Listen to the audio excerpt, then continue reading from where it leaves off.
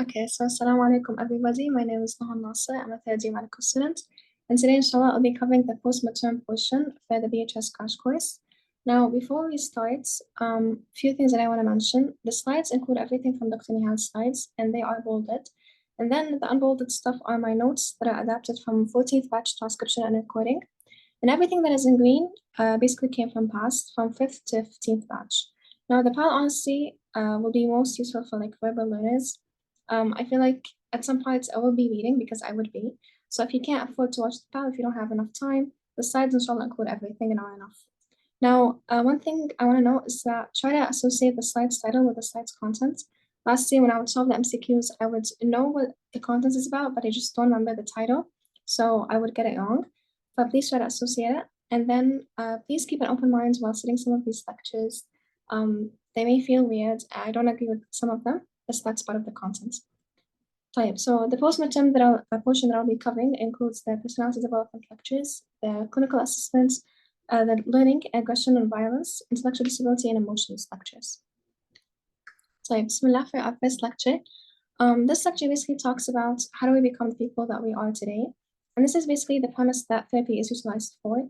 Basically, people come into therapy because they feel like they have a problem, or they just feel generally unhappy and they want to gain insights onto why do they feel like this.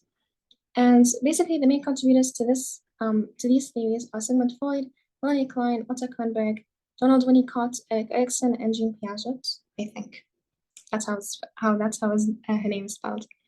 Now, basically, for the theories of personality development, we have several theories on how to become people that we are today, and this is revolving around three main concepts: ego psychology, object relations, and self-psychology.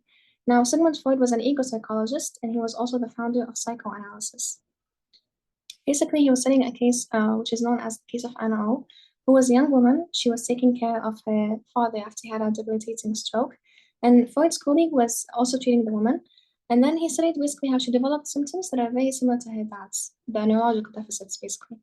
And on top of that, she started experiencing pseudocyesis, or a phantom pregnancy. She believed that she was pregnant with Freud's colleague's child, even though she wasn't. And basically, through analyzing her case, she was able to understand certain defense mechanisms, such as free association, where basically he would let her talk, he would let her, unwind without interfering. And from there, he would basically try to understand her personality and piece information about her unconscious mind. Free association is basically a very prolonged process and it can take years. And it's not really practiced because it is open-ended, you don't have any goals in mind. Therapy nowadays is more centered around like having clear objectives and a specified number of sessions, which is basically what cognitive behavioral therapy is about. So basically, we focus on symptom-focused interventions rather than psychoanalysis. Now, other defense mechanisms he was able to identify include resistance, where basically a patient comes into therapy asking for help and asking to open up, but they don't actually open up. And this is basically an unconscious process. Then there's repression, where basically the mind starts to block out any distressing or unacceptable thoughts or impulses out of the conscious awareness. And it's basically an unconscious process. This is mainly seen in sexual abuse victims, where basically they kind of repress really traumatic experiences and they're not able to basically retain it. طبعا without therapeutic intervention. Then we have the interpretation of dreams. Basically, for Freud, the interpretation of dreams was actually the foundation of ego psychology. He believed that the dreams are actually like a pathway or a gateway into the unconscious mind, where you have all of these repressed desires and conflicts that are translated into dreams. So what he believed was dreams are a disguised fulfillment of an unconscious childhood wish that is not really readily accessible to the living, waking life. And he believed there's two layers for the dream content. There's the manifest layer and the latent layer.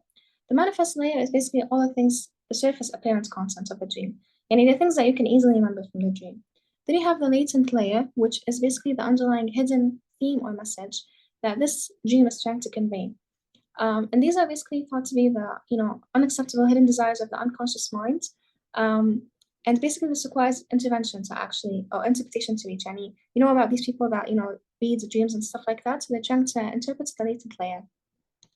Now the process of turning the manifest into the latent layer is known as the dream work. For the dream work, we have four mechanisms. The first one is condensation.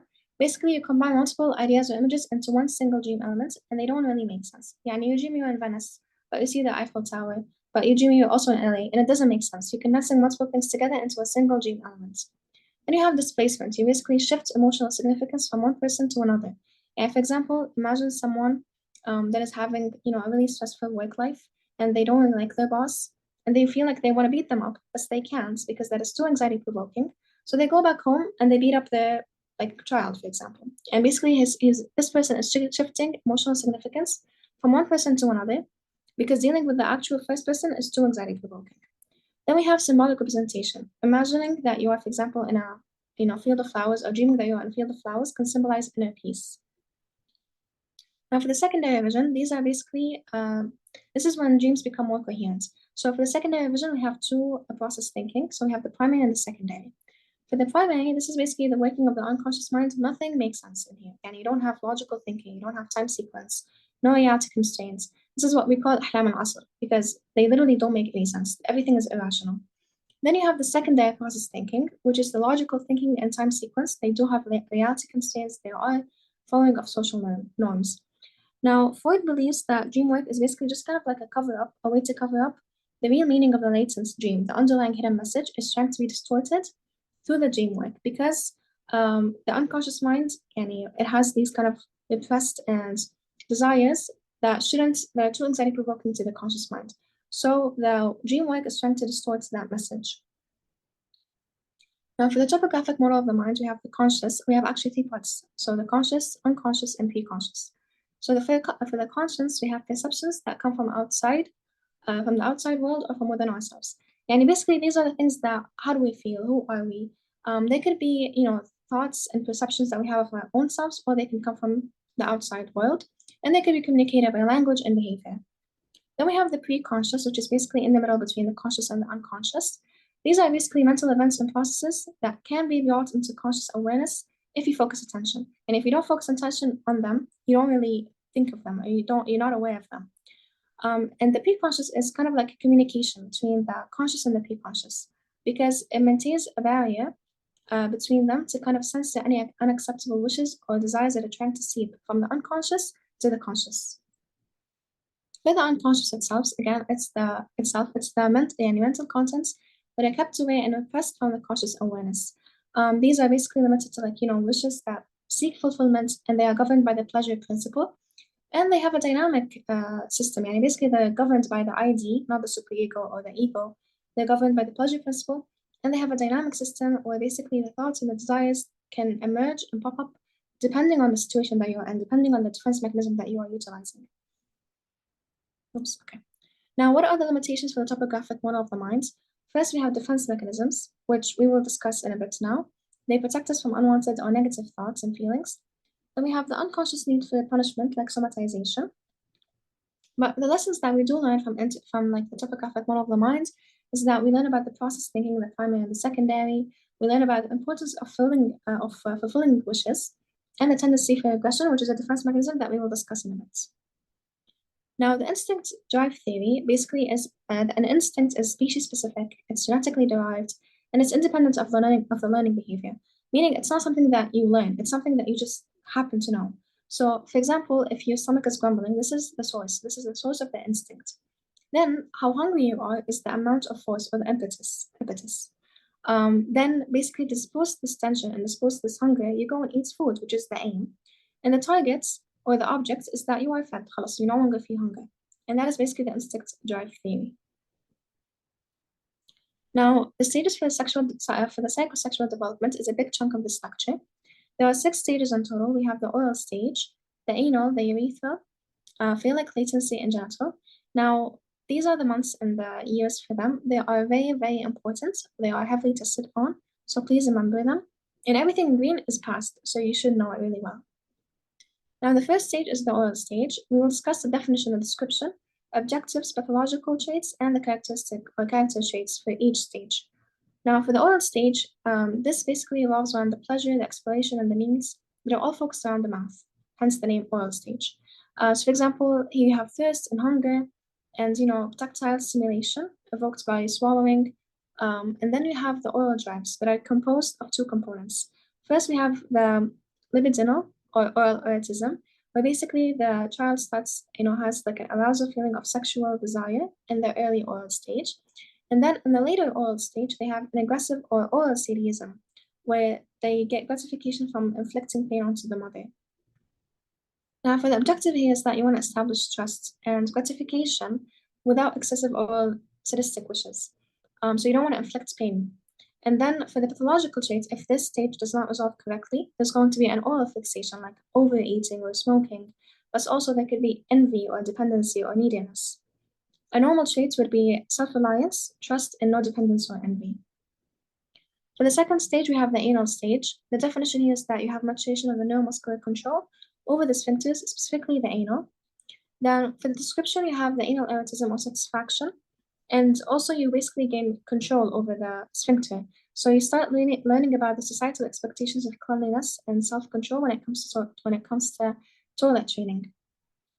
Now the objective here is that you develop a sense of autonomy and self-control. And a pathological trait, if this stage doesn't resolve correctly, you either become anal retentive or anal expulsive. So anal retentive is that you have excessive orderliness and rigidity and perfectionism. And then anal expulsive is the complete opposite. So you are disorganized, you're messy, you're impulsive. Best if there is a normal trait, then you're going to have personal autonomy, independence, and lack of ambivalence. So basically, you are able to take a decision for yourself. You are able to make a stance or take a stance. And basically, you take personal initiative without feeling any guilt. And you also learn to hold on and let go when you need to. For the urethral stage, which is kind of like a transitional stage in between the anal and the phallic, it doesn't really have a specific time period, it's just in between those two. Now, the description is that you have urethral erotism, pleasure of urination, or urethral retention. The objective is that in this stage, you need to master control over your urination. And the psychological theme is basically centered around having control and losing control when it comes to urination. Now, the pathological traits is like competitiveness or ambition because you kind of want to compensate for the shame that you felt when you lost control over your urethral sphincter, for example. So basically, this revolves around having issues of control. And a normal trait is that someone would have pride and self-competence. For the phallic stage, which is the fourth stage, here the child starts discovering their own genitalia, and basically the description here is that you focus sexual interests. So there's a lot of focus on the sexual interests. They become curious about their body. They start recognizing the differences, anatomic differences between them and the other gender. For a boy, when it comes to this stage, he has something called the Oedipus complex, where basically he has unconscious desire for his mother, and he feels kind of like he's competing with his dad for the mother's love. So he's kind of like there's a rivalry in between them. And alongside these wishes in Oedipus complex, the boy also feels the castration complex, which is basically a fear. He fears that because he's competing with the dad for the mother's love, the father is going to punish him by castrating him. So this kind of anxiety leads to the resolution of this conflict by basically having a psychological process known as identification. Identification with the aggressor or interjection, meaning the boy will start taking in characteristics and values and traits of his dad, because if he can't be him, he will be like him. And eventually, how does this stage resolve? It resolves by finding a partner that resembles the mom. When it comes to the girl, this stage is kind of different. So she experiences something called electrocomplex or penis envy, where she feels castrated because she doesn't have a penis like the dad, and therefore she cannot compete for the mom's love. In this case, the resolution happens in one of three outcomes because of feeling like, the genital inferiority. So it could be either by hypermasculinity or asexuality or homosexuality.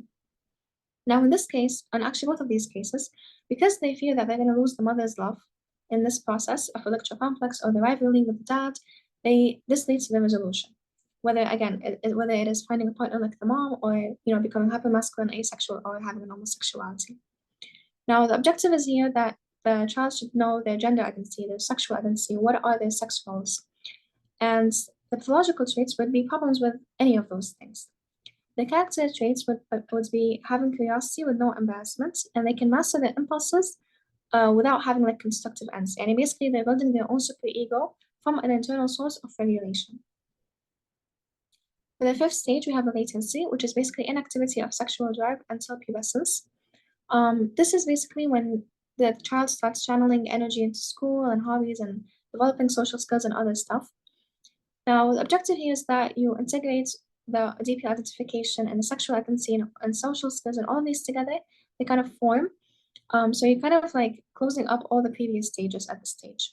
The pathological trait is that if you do have unresolved conflicts from any of the previous stages, you can have problems with your social skills or academic development.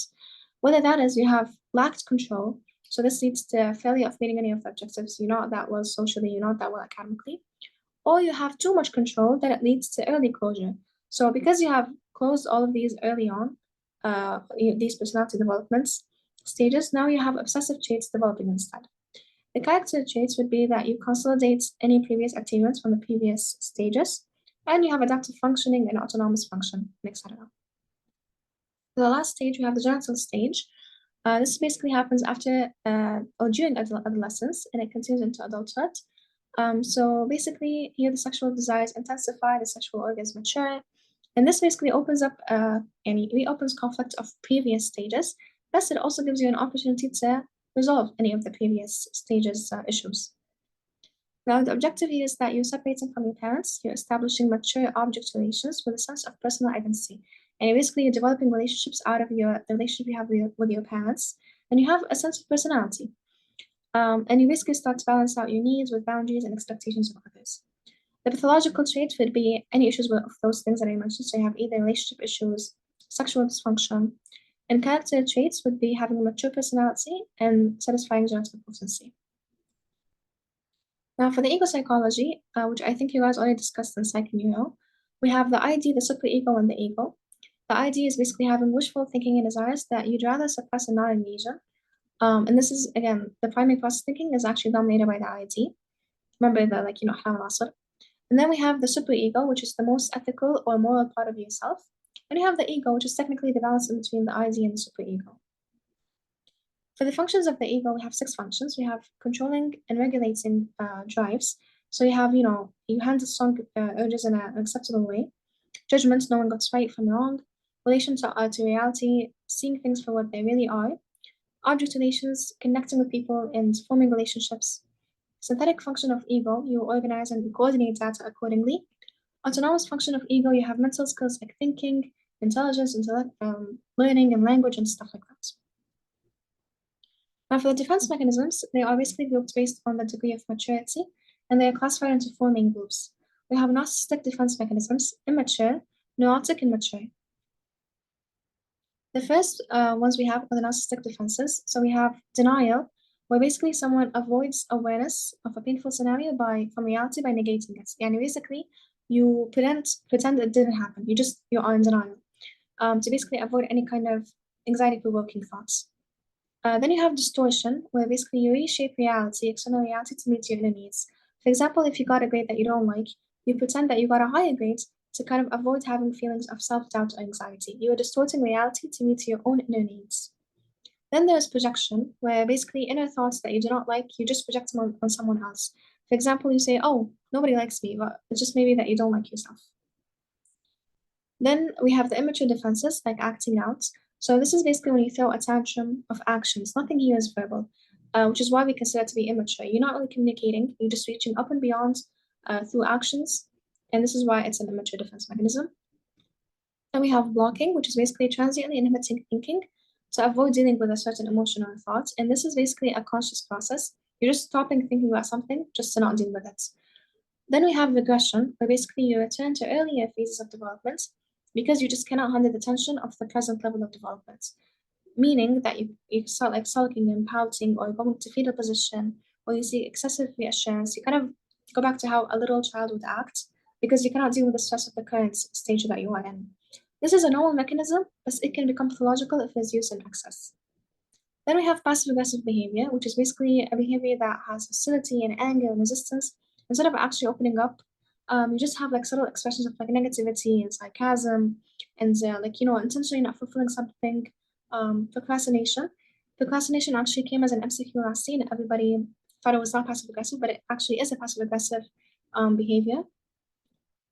Then we have immature defenses, like introjection, where basically someone internalizes qualities of someone without actually critically evaluating these values and characteristics, just to kind of gain acceptance and belonging, to feel like they fit in. Interjection can also mean, it can also be used to protect you from separation. Somatization is basically when you have unresolved emotional distress and it kind of manifests as physical symptoms. So you have like a backache or a headache, or hormonal imbalances, you start losing hair just because you're feeling a lot of stress, and it kind of starts showing up on your body. Then we have the neurotic defenses, which include being controlling. So basically, this is someone who attempts to regulate events and objects in the environment because they cannot limit their own inner stress. Then there is displacement, where we discussed this already, and you displace or shift emotional significance from a certain person or situation to another wrong person. For example, you lash out on your friend just because you're stressed out from uni. Then we have externalization, where you kind of attribute feelings or thoughts to the external sources to externalize responsibility. And for example, instead of actually admitting that you didn't study, you start saying, oh, the exam was hard. Oh, they're just being unfair, you know? And this can also mean that you tend to perceive in the external world and external objects elements of your own self. And you start seeing yourself from stuff outside you in the external world. Then we have the neurotic defenses, actually, the completion of them. We have the repression, which is an unconscious automatic process. It's unconscious, okay? So basically, you repress the distressing thoughts from the conscious mind. And this is especially seen in, like, really traumatic experiences, usually seen with, like, sexual abuse victims. And it's hard to retain these kind of thoughts without therapeutic intervention. Remember, it's an unconscious and automatic process. Then we have reaction formation, where basically you kind of transform unacceptable impulses and thoughts into the opposite. So, for example, you like someone, but this is too anxiety provoking for you, so you start teasing them instead. So you kind of form a reaction. Then we have dissociation, which is an out of body experiences, where someone basically feels like they're just looking onto their body from like a third point of view. And this is seen in like, really intense emotional distress and traumatic experiences, mainly again in sexual abuse victims. If you see something called fugue state, then that means dissociation. We also got that as an MCQ, and a lot of people got it wrong. Then we have isolation, where someone is basically taking in a really extremely traumatic experience in the most calm and calculated and cold way ever, because they just learned how to isolate their feelings from reality. And you do need to bring this defense mechanism into awareness. Then we have intellectualization, where someone is weighing out the pros and the cons, and they're making sense of everything instead of actually feeling the situation. For the mature defenses, we have altruism, where basically someone has self-concern for other people. Yani, this is in Arabic called ithar. They have empathy, they do not have any personal gain, they're just looking out for other people. Then we have humor, so someone talking about problems without causing any discomforts. Basically, it's a displacement that serves like a distractive purpose. And you start making jokes about your situation, even if it is, like, for example, traumatic. Then we have anticipation, where basically you realistically anticipate in the future something happening, something that causes inner discomfort. It is goal directed and it involves careful planning. For example, you've been dilly-dallying all semester, خلاص, the exam is like in 2 weeks. You decide you want to lock in because you want to get a good grade, because you can anticipate that if you don't, you're gonna not perform well. And this is why it's goal directed and involves planning. Then we have suppression, where basically someone is consciously postponing dealing with something until they're actually free. So, for example, if you had a fight with a friend, but you have an exam coming up, halas, you're gonna put your feelings on to the side, get over with your exam, and then after that, you're gonna go to the friends and actually talk to them and discuss what happens. And this is suppression.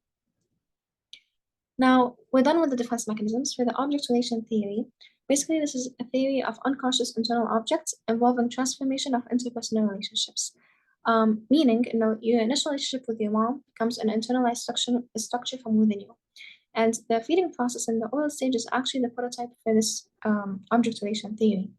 So even if you have a template of an unpleasant experience, for example, if someone's mom dies at a really young age, this can still be transformed into like a really positive experience from 16 months and onward if, for example, another caregiver comes into the picture.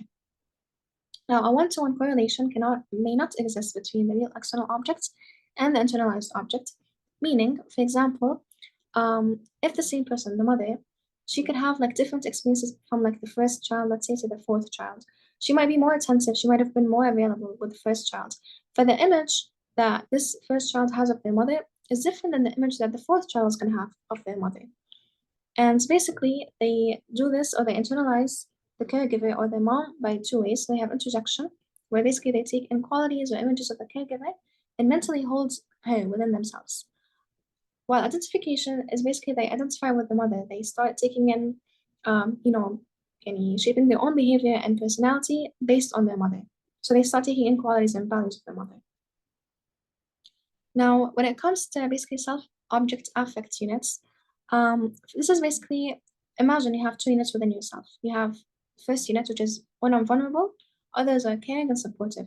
This is based on the moments that your parents were actually nurturing and they were helping you.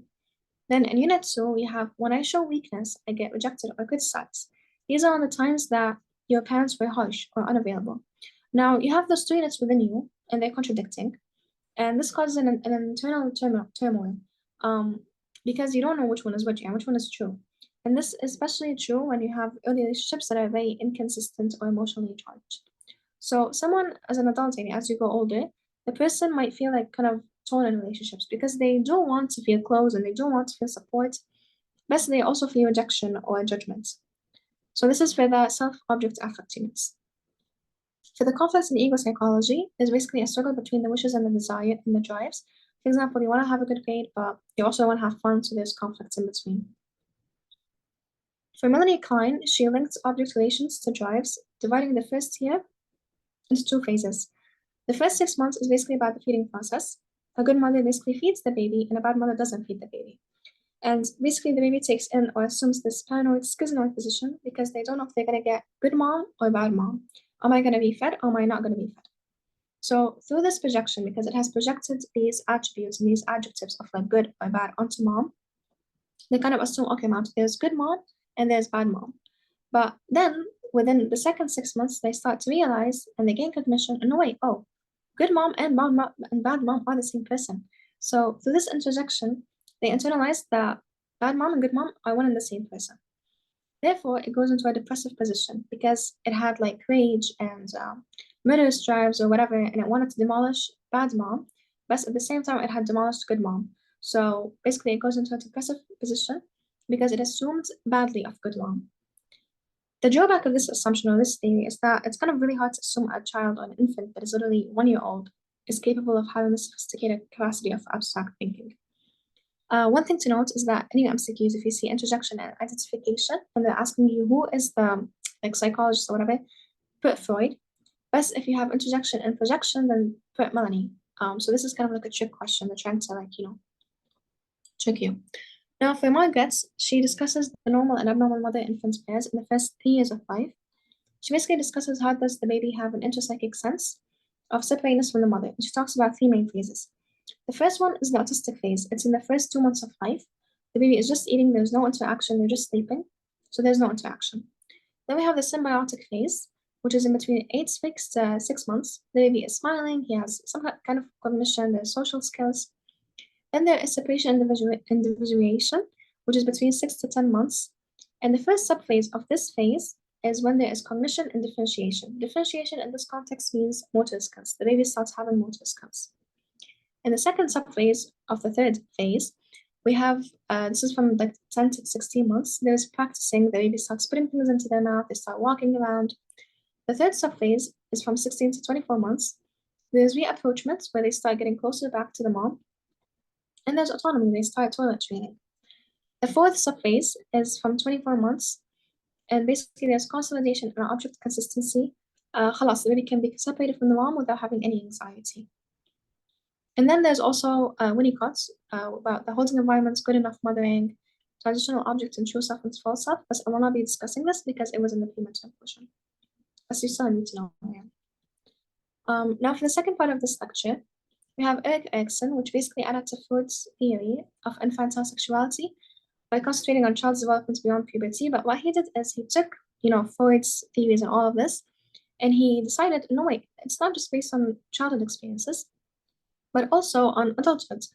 He said, if everything actually goes back to childhood, then everything is somebody's fault, and nobody's really taking responsibility for what happened to them. And if you're just throwing the blame on your parents, that means you're not taking responsibility for anything that you've done in your adult life. And he didn't believe that. So what he did is he formulated a theory of human development that covers the entire span of life cycle, all the way up to old age.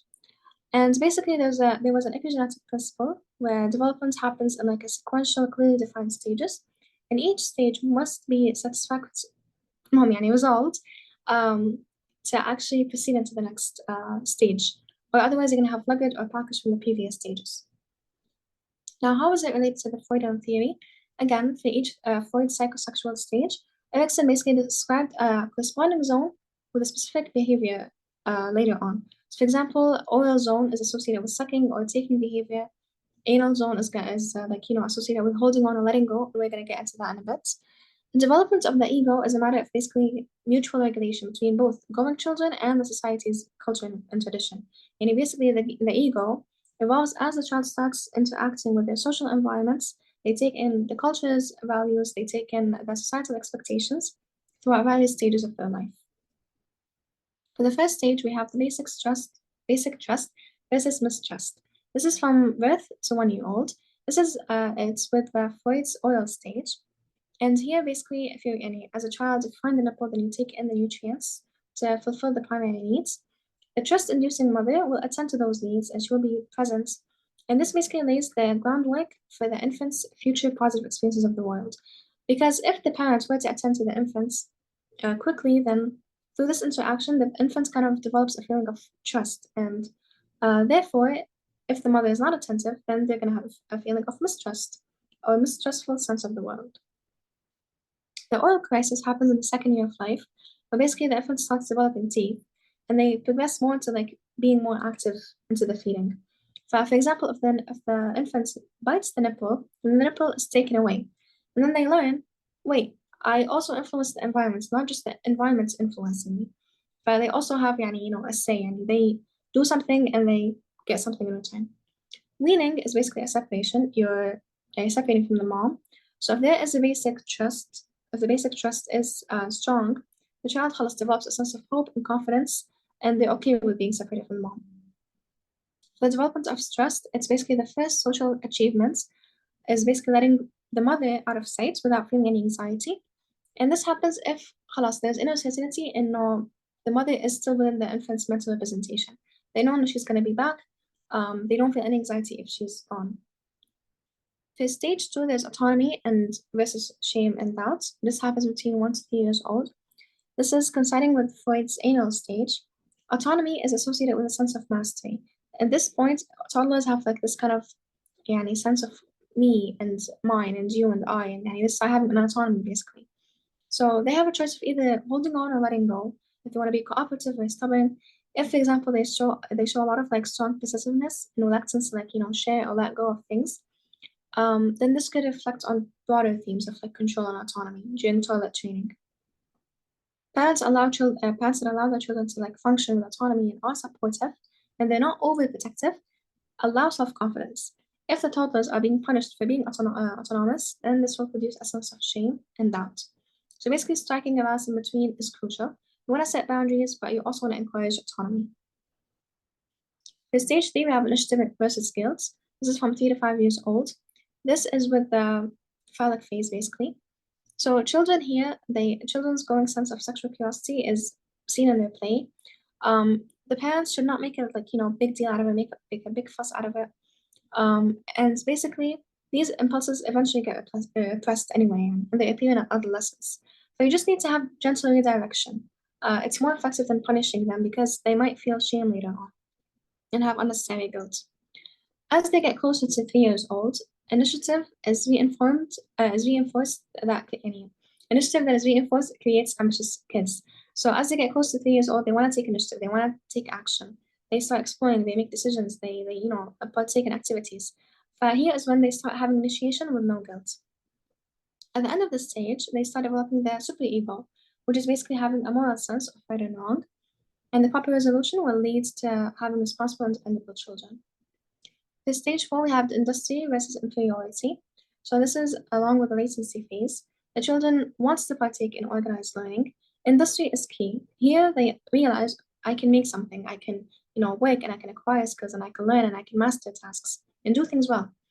Inferiority happens if they are discriminated against. And if they are overprotected at home, they can be excessively dependent. So again, you want to strike a good balance. For stage 5, we have identity versus role diffusion. Basically, they start developing a sense of self. This is the main task. And this is happening with puberty or the genital stage. Basically, the identity is characteristics that describe people, who we are. Identity crisis happens if, for example, this happens usually at the end of the adolescence, and it's considered to be normal. But if you have failure to resolve then you can lead to role confusion, and they have problems with gender identity.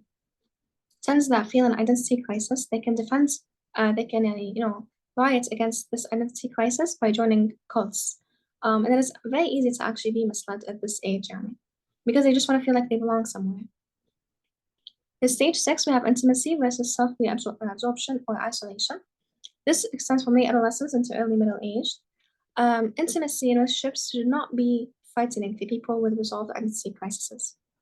And without friends, people become self-involved and so isolated, which is why people should have friends. They should have even diverse social groups and friend groups.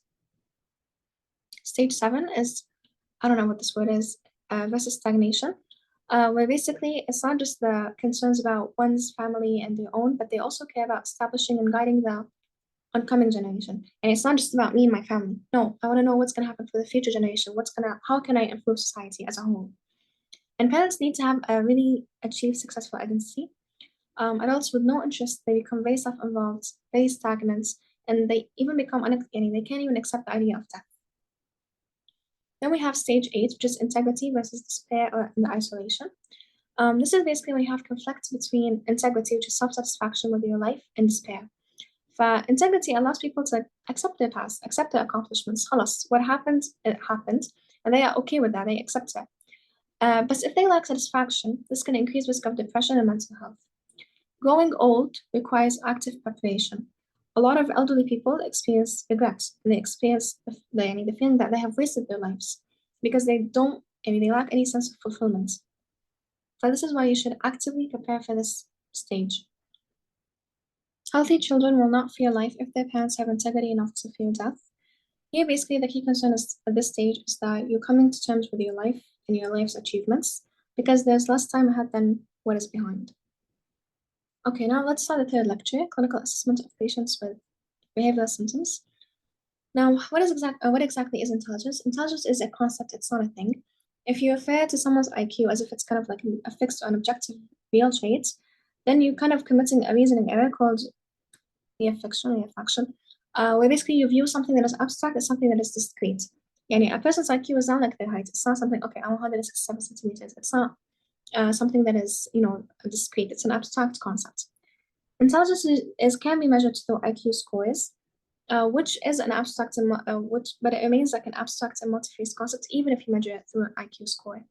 And a high IQ score does not guarantee that you're going to have strong social skills, because some geniuses really lack socially. It doesn't really, dictate how intelligent you are, for example, socially. Intelligence is the ability to learn from experience, problem solve, use knowledge to adapt new situations.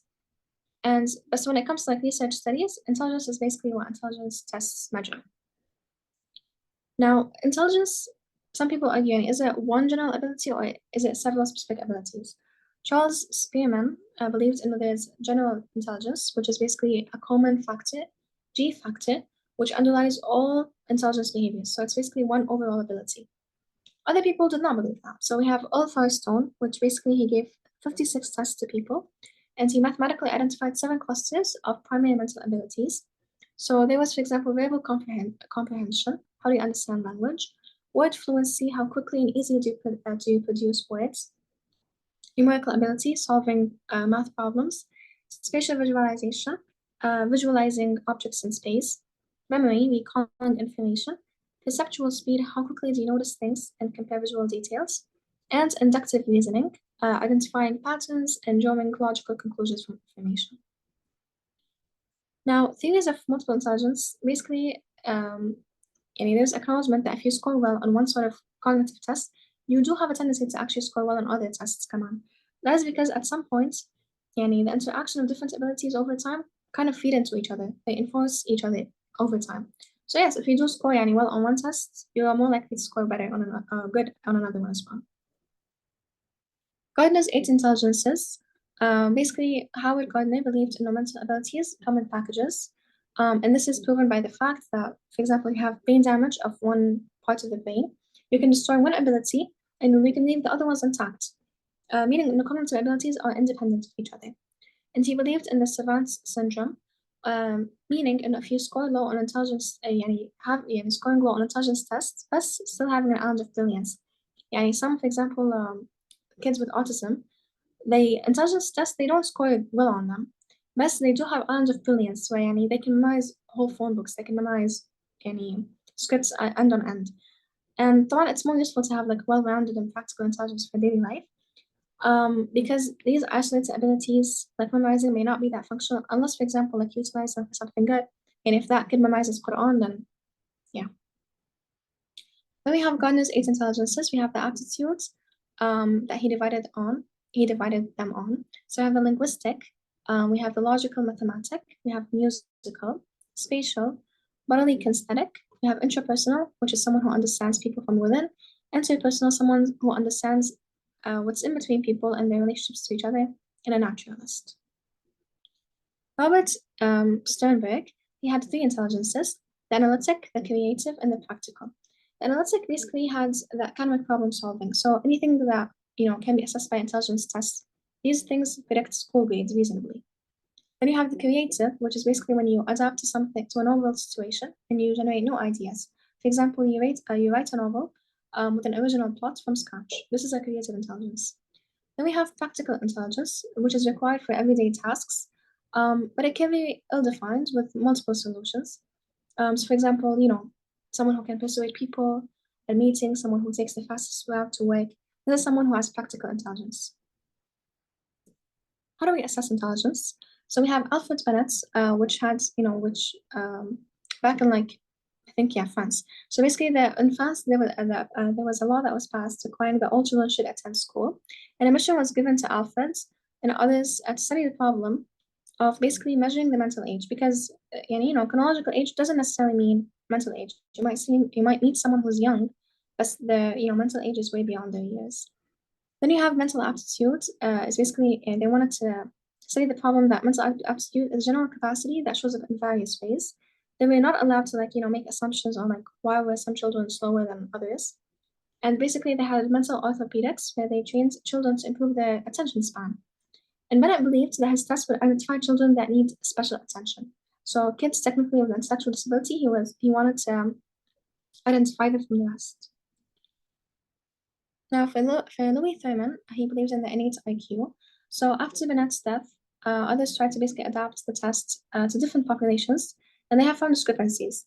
For example, the questions that were developed in Paris by Alfred, they actually worked really poorly on children from California. So Bennett's original items were used, as others were added, and new age rooms were also added. And this is why we named them, or they were renamed as Stanford Bennett. From these tests, we have a German psychologist named William Stern. He derived the very famous IQ. And most IQ tests represent the test taker's performance relative to people that are his age. It's not fair to test them in a different age group. Now, for the modern test of mental abilities, for the mental ability test, we have three subcategories. So we have intelligence, aptitude, and achievements. Intelligence, basically, you measure the general mental abilities. Yani they are intended to measure intellectual potential. And then you have the aptitude test, which basically assess talent for specific kinds, like mechanical reasoning, for example, and it predicts the ability for you to learn new skills. And these aptitude tests are like the standardized tests that we see with SAT, tahsil, al stuff like that. The achievement tests are basically the ones that measure the person's mastery and knowledge over a specific subject, and they reflect what a person has learned, which is pretty much our uni exams. You learn a block, then you do the exam, and it shows how well you know the material.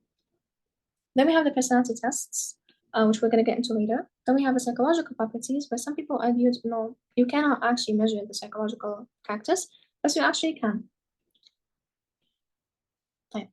Now, for the psychological testing, why is it important? Because of six things. Actually, it allows us to make important decisions about people. So, for example, if we take a psychological test, you know whether a kid with a global developmental delay can actually go into mainstream school, or do they need to be taken into a special school? You basically assess strengths through tests before, for example, going to a college major. Also, it allows us to describe and understand behavior. Like, for example, autism diagnostic interviews and observation schedules are actually very objective because they have checklists, they have booklets where you start to understand and describe this child's behavior. Then we have measuring personal attributes and measuring performance. طبعا it saves time. Imagine if خلاص you put your kid into a different school. So you've actually not wasted money on spending on a school that was not actually benefiting the child. and it's scientific as well. Now, psychological tests, they are important because they are substantial crucial decisions that affect people's lives, just like we mentioned. So again, it could be an educational setting, it could be an occupational setting, it could be a clinical setting, which is what we are concerned with diagnosis, selection of treatments, how do you assess the treatment outcome. So when you offer impartial insights into someone's any strengths and weaknesses and needs, psychological tests basically help ensure fair and evidence-based decisions. Psychological tests, by definition, is basically a measurement instrument that consists of a sample of behavior that is obtained under standardized conditions and evaluated using established scoring rules. Now, most psychological tests can be sorted into three general categories. So we have tests in which the subject performs a task, and then you have a test where you just kind of observe the patient or the subject, within a particular context. And then you have the self-reported measures like the questionnaires and whatnot. Now, these tests are used as tools for psychological diagnosis or assessment. And basically, you're just looking for data, which are necessary for like decisions and actions that you want to take that can affect their life. Psychological tests are instruments used for the purpose of psychological diagnosis again, and it just helps us understand their behavior. Now the ways, I don't know how to say the first word, but say adult intelligence scale, it is usually given for people that are above 18 years old and above. And it's the most widely used intelligence test. We do have like a version just for like school age children, which are between 6 to 18 years old, and there's another one for preschool children as well. It consists of 11 subsets. They don't just yield an overall intelligence, just like the Stanford Binet, which again, remember, it was used for identifying children with intellectual disabilities. This came as an MCQ. But the WACE also separates the score. So it's not just like, oh, just one class score. No, it's multiple subsets, and then it adds them all together. It helps diagnosing different problems because a low verbal comprehension score combined with other high scores can indicate, for example, a reading or learning disability. Imagine someone with dyslexia; they just have a reading problem. So yeah, there's just only like low verbal comprehension score, but the other scores are like fine. Now this is a very, very important slide. There's a lot of questions on it, so I just highlighted all of it. Verbal components of the WACE test is vocabulary. You test your word knowledge. Similarities, you see what's similar between an apple and an orange, a cat and a dog. Arithmetic, just your basic math skills. Digit span, if you can say words forward and then you can repeat them backward, and it measures your working memory. Kids with like ADHD probably will, have low scores here. Information, just general knowledge. Comprehension, basically how do you understand passages and, basically how do you interpret them? And this can highlight learning disabilities if the comprehension is poor. Then we have performance, like picture completion. Basically they present like an incomplete picture and you kind of like finish it like a puzzle. Digit symbol coding, where you match symbols to numbers. You have block design. I don't know where this is, but block design is basically you try to recreate a design in front of you with blocks. Picture arrangements, you're required to arrange pictures in a logical sequence to tell a story. And then you have symbol search, where you basically identify target symbols.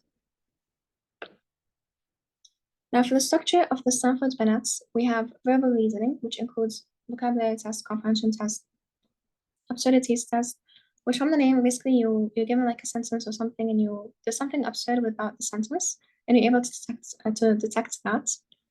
And verbal relations test. Abstract visual reasoning includes a pattern analysis test, copying test, paper cutting and folding. Then you have the quantitative reasoning, which includes number series test and equation building test. Short-term memory for sentences and digits and objects. And basically adding all of these together is what gives you the final score. Now, it's important that you follow the ethics of psychological tests. You don't breach confidentiality. You need to follow the culture context, the usefulness of the tests. You need to make sure they're actually useful and they are being fair. Okay, now we can skip because it was like BEP, EVM stuff, so it doesn't really matter. Okay, now this matters. So the extremes of intelligence, basically, I'm gonna start from here. So we have people that have an IQ of 110 and above, they are above average. People that are between 90 and 110, they are average. People that are below 70, that are like 70 to 90, they are below average. but they're considered to be a slow learner. Now, from below 70, that's when we start like regressing even more. So we have mild, which is basically 50 to 70. They can only go up to sixth grade. Moderate from 35 to 50. They can only go up to second grade and they only follow like labor work, like for example, digging, something that doesn't really need a lot of like, thinking. Then there's severe from 20 to 35, which is they're very difficult to train. And finally, you have profound, which is below 20, they need aid and supervision. On the other end of the spectrum, we have the high extreme, the ones above 110. These are the gifted or whiz kids, يعني دافور, طلقة, whatever you want to call it. So someone who's really smart. For example, Gene, by age of 7, he was devoting his time to observe like fossils and whatnot, and he was able to publish a lot of scientific articles. And he's an example of a gifted child, basically. And 3 to 5% of children are gifted, or they do need special programs. Now, when it comes to the test scores, they're pretty stable. No, stability of test scores increase with age, yes. So they increase by age, but then by age of 4, they kind of fluctuate for a bit, and then by age of 7, خلاص, they kind of stay consistent and stagnant and stable. Your IQ doesn't really change after age of 7. Now, what are the purposes of clinical assessments? You want to understand the individual, you want to predict their behavior, plan the treatments, evaluate the outcome. And it's kind of like a funnel. So you start broad, you want to understand them, predict their behavior. Then you start going multidimensional approach, and eventually you narrow it down to a specific problem, give them a treatment, and then follow them. In the behavioral assessments, you want to focus on the here and now. You tend to be like, direct, and there's not a lot of inferring to do. You target behaviors that are identified and unobserved. So, for example, if a kid has beaten up another kid, you want to know what provoked that kid to beat the other one in the first place. So that is the antecedent. Then the behavior itself is beating up the kid, and the consequences, of course, the repercussions that they're going to face, grounding or whatnot. So we need to understand the antecedent, the behavior, and the consequence.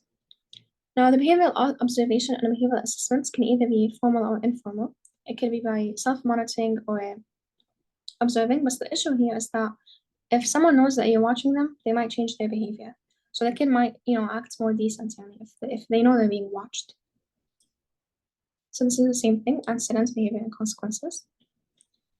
Now, the domains of assessment, you have objective psychological testing and you have projective tests. Now, this is very important.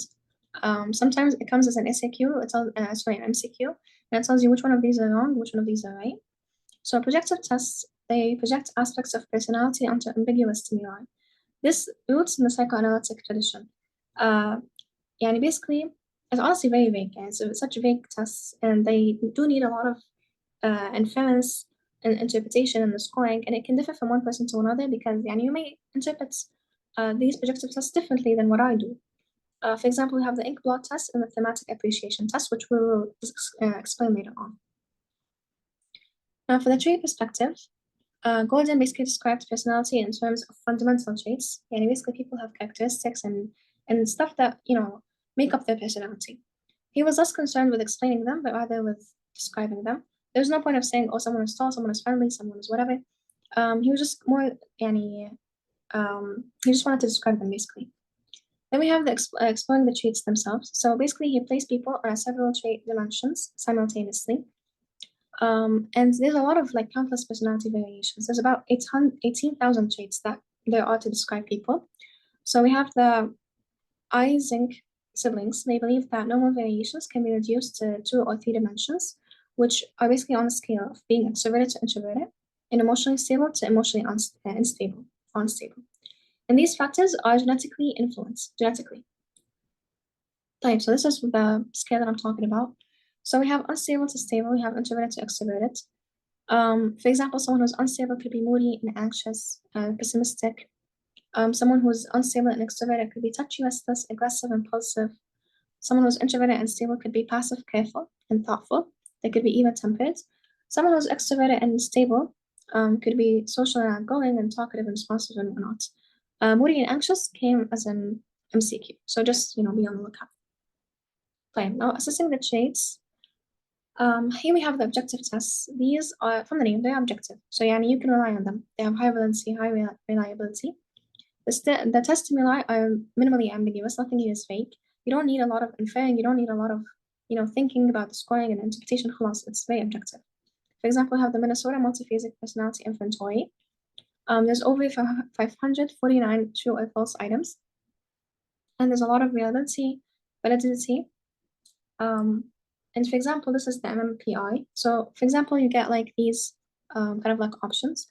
No one seems to understand me. I get all the sympathy I should. I like poetry. Nothing in the newspaper interests me except comics. Now, some of these answers, they are basically, some of these questions are lie detector tests.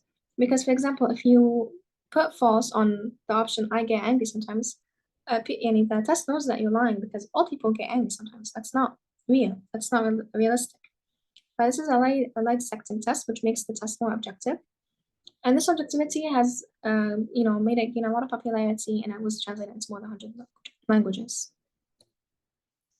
For the big five factors, basically these, dimensions that we talked about, the stable to unstable, introverted to extroverted, they are important, but they can be limited.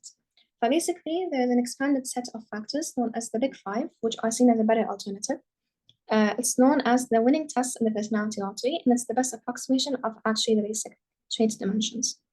So first we have this word.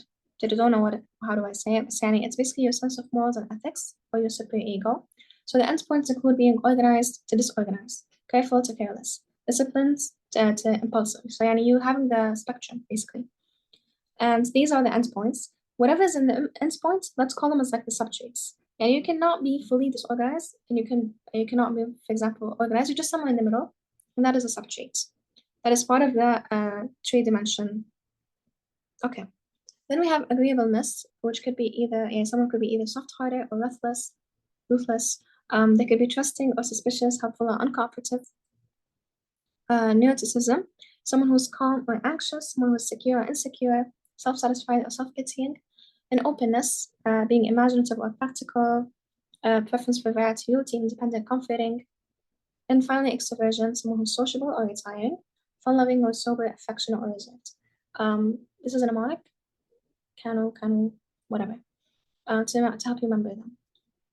Now, how stable are these traits actually? They're actually quite stable. They do wane a bit in the middle adulthood because of emotional instability, and some of them rise, like agreeableness with a great age. How hurtable they are? They are very hurtable. Remember, they are genetically influenced. Do they predict other personal attributes? Yes, people who are, for example, more disciplined, more organized, they tend to do better overall. Now, for the projective personality test that I was talking about earlier, again, we said they are very ambiguous. They have a very vague stimulus. People infer it differently based on what they believe or what they think. But the basic assumption is, when they are confronted with a vague stimulus, people can't help but reveal information about their own lives and themselves. And the test stimuli here are standardized.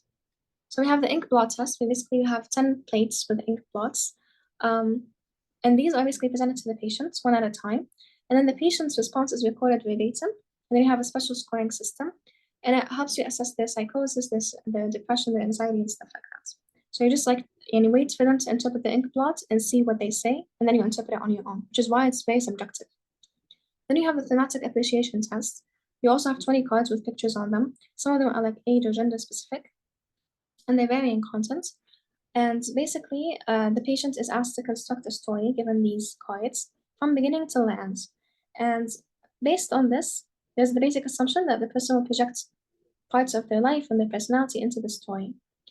Again, the scoring is very not standardized, but it does help you gain information about current themes or mood states or interpersonal relationships in that person's life. The neuropsychological tests assess a broad range of skills and abilities. They help you understand the brain behavior relations. They're basically used to assess the person's assets and deficits, their good things and bad things, and they can kind of overlap with the intelligence tests. Now, the problems with them is that you have something like false positives, like saying you have a brain problem, but you actually do not, or a false negative saying you do not have a brain problem, but you actually do. What are other tests that you can do? You can do psychophysiology, like emotional states, sleep, EEG, stuff like that. You can do neuroimaging, CT, MRI, PETs.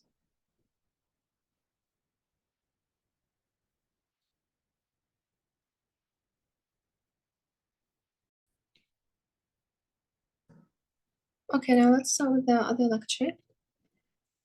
Now, for learning, what exactly is learning? Learning is a behavioral change that is produced by repeated experiences of the same situation. How do we learn? This is a conclusion that we reached from over 2,000 years ago. We learn by association. Imagine sketchy, you associate things together and that's how you learn drug names or whatever. Conditioning is basically the process of learned association. The building blocks of learning theory are basically classical and operant conditioning, which we will explain in depth in a bit. So classical conditioning is basically when we learn to associate two stimuli and anticipate events or responses that are involuntary and automatic. This is going to make more sense with the example. For operant conditioning, we learn by to associate a response and its consequence. What are the repercussions? Observational learning, we learn from others' experiences and what we see and observe. How does classical conditioning work? Think of Pavlov, if you know Pavlov's experiments. Basically, Pavlov is a dog. So imagine this in the context of a dog. You have food, which is an unconditioned stimulus that is put in a dog's mouth and it causes salivation, which is an unconditioned response. Then a neutral stimulus, which normally should not cause salivation, becomes a conditioned stimuli. For example, if the dog hears a bell ringing whenever it's about to get food, then خلاص, it starts to associate the bell ringing with the food. So now we have switched or turned a neutral stimuli into a conditioned stimuli, and therefore you have a conditioned response. So before conditioning, you have food, which is an unconditioned stimuli, and it causes salivation, which is an unconditioned response. Now you have paired the bell, which normally is a neutral stimuli, with the food, which is an unconditioned stimuli, and now you have salivation, which is the unconditioned response. After conditioning, خلاص, because the dog got used to it and it associated the bell with food, even if you don't have food and you just ring the bell, then it is a conditioned stimuli which will cause a conditioned response or salivation. How is the conditioning process happening? So we have different things. So first we have acquisition, which is basically the initial stage of linking a neutral stimulus and an unconditioned stimulus. So the neutral stimulus will start to trigger the conditioned response. So for example, imagine someone keeps puffing into your air, keeps puffing air into your eyes. So the unconditioned stimulus here is the puff of air to the eyes. The unconditioned response is that you're going to automatically blink. The neutral stimulus is that just the sight or the action of puffing before conditioning doesn't cause you to close your eyes. But now because you have seen the sight of puffing with the air, خلاص, you've associated them together. So now the conditioned stimulus is that puffing action alone after repeated pairing will cause you to blink, even if there's no air. So it's the same concept. You basically link the neutral stimulus with an unconditioned stimulus. Now, associations influence attitudes. For example, imagine you're watching your show and an ad keeps popping up. خلاص, you associate it to hate the ad because it keeps interrupting your show. But this can condition how do we feel positively or negatively about these ads, for example. Now, what exactly is extinction and spontaneous recovery? So after conditioning, what happens if, for example, the conditioned stimulus happens without the unconditioned stimuli? So there's extinction. So for example, when you keep sounding the bell, but there's no food, خلاص, the dog's salivation is going to stop eventually. And this is what we call extinction, which happens rapidly. Now, what happens if after a few hours of the bell, there is food, there's basically spontaneous recovery. حتى even without food. المهم, basically the bell is sounded again after a few hours, there's spontaneous recovery, which is basically the reappearance of a weak conditioned response after a pause. There will be a small salivary response, which basically shows in the learned association can briefly reappear for a moment there. Practically, these concepts show that behaviors can fade if they're not reinforced, and they can also reappear, which is very useful when it comes to behavior change strategies for people. What is generalization? Generalization is basically when you have a tendency to respond to stimuli rather than the conditioned stimuli. So for example, a conditioned response is transferred from one stimulus to another. The dog is conditioned to respond to the bell.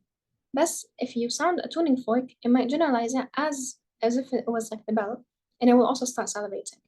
And this can explain how people learn similarities, and this can be adaptive. So, for example, if you have a panic attack from seeing a dog, you might as well have a panic attack from seeing a cat, because they're both furred and they both have 4 legs. And this is basically what generalization is. Now, discrimination is the complete opposite of generalization. This is the learned ability to actually distinguish between those two. You distinguish the conditioned stimuli from the irrelevant stimuli, the bell from the tuning fork, the dog from the cat. So the process of recognizing and responding to differences between similar stimuli is basically discrimination. And a child begins to learn to discriminate between 4-legged animals just because he sees a a third four-legged animal doesn't mean it's a dog for sure. Maybe it's a cow. This is discrimination. But this allows us to basically find a distinction between similar things based on the learned cues. Now, applications of classical conditioning. Former drug users, basically it's very implemented, and they should not sit with people or places or situations that induce their drug addiction in the first place. Because if they are in that area, because they're classically conditioned to associate this person or this place or this site with taking drugs, then it is more likely to trigger their craving. Another case, for example, we have Little Albert, which was an experiment which was very unethical. Basically, there was a white rat, which is a neutral stimulus, and then it was paired with a loud noise, like an unconditioned stimulus, which caused fear for Little Albert, which was a little kid that they were experimenting on. So after a while, after repetition and association, Albert started feeding the rat alone. Like he would see the rat, which has become a conditioned stimulus, and even if there's no basically loud noise, he starts crying.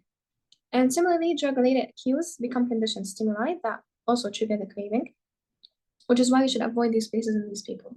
And this is basically the premise that cognitive behavioral therapy operates on. It taps into these distorted cognitions and tries to undo them, so people can unlearn the classical conditioning. Now, for operant conditioning, organisms usually associate their actions with consequences. You do something, you find a repercussion. So actions that are followed by reinforces, something that rewards the behavior that you've just done, increases the likelihood of them repeating again. And punishers are the opposite. You do an action and it's followed by a punisher, and the punishment decreases the likelihood of you doing that action again. Now, rewards are actually generally more effective for encouraging desired behaviors because they create positive associations. Punishments can cause fear and avoidance, which sometimes could be necessary, but you don't want to overdo it either. Now, Skinner's experiments talks about operant conditioning basically. He basically developed behavioral technology that revealed principles of behavioral control. So he invented the operant chamber or the Skinner box, where he studied how animals like rats learn to perform actions like pressing a bar to receive food or water. Shaping is basically reinforces that guide an animal's action towards a desired behavior. And he's shaping that little rat's actions to reach a desired behavior, which is pressing on that bar to get food. Now, immediate reinforcement after each step is very crucial for effective shaping. If he takes one step forward towards the bar, you give him a little treat, and then you continue doing that until you reach the desired behavior. In therapy, behavioral specialists analyze a person's routine and their environment to look for triggers and patterns, so they can try to shape them differently and modify their problematic behavior. The types of reinforcers, reinforcers is basically any events that increases the frequency of the preceding response. It is a positive reinforcer if you add a desirable stimulus. For example, a kid does their homework, you give them a cookie. Now you have reinforced the behavior that if they are to do their homework again, they're going to get a cookie, okay? Negative reinforcers, you basically remove unwanted stimulus. For example, to get rid of that annoying beeping sound on your car, you put on your seatbelt to get rid of it. Or you clean your room to avoid getting yelled at. That is negative reinforcer because you remove unwanted stimulus. Now, for primary, this is basically unlearned. It's kind of similar to this instinct theory that we talked about earlier. Nobody really teaches you to eat. You just know that when you're hungry, you're just supposed to go eat, and when you're thirsty, you're supposed to go drink water. So it's something that is unlearned. Nobody teaches you that. Conditioned is the opposite of that. You basically learn through association with a primary reinforcer. Now, reinforcement schedules could be either continuous or partial. Continuous meaning you reinforce the behavior, the desired response, every time it happens. The rat takes a step forward, you give them a treat. And every time he takes a step forward, you give them another treat. So that's continuous. Partial is when the responses are not always reinforced, and it's intermittent. For the partial reinforcement, there are different types. So we have fixed ratio schedule, where basically you reinforce after a set number of responses. For example, every 6th cup of coffee from a coffee shop is going to be free, and that's a fixed ratio schedule. For a variable ratio schedule, reinforces happen after an unpredictable number of responses. For example, slot machines and casinos, you don't know when you're going to hit the jackpots.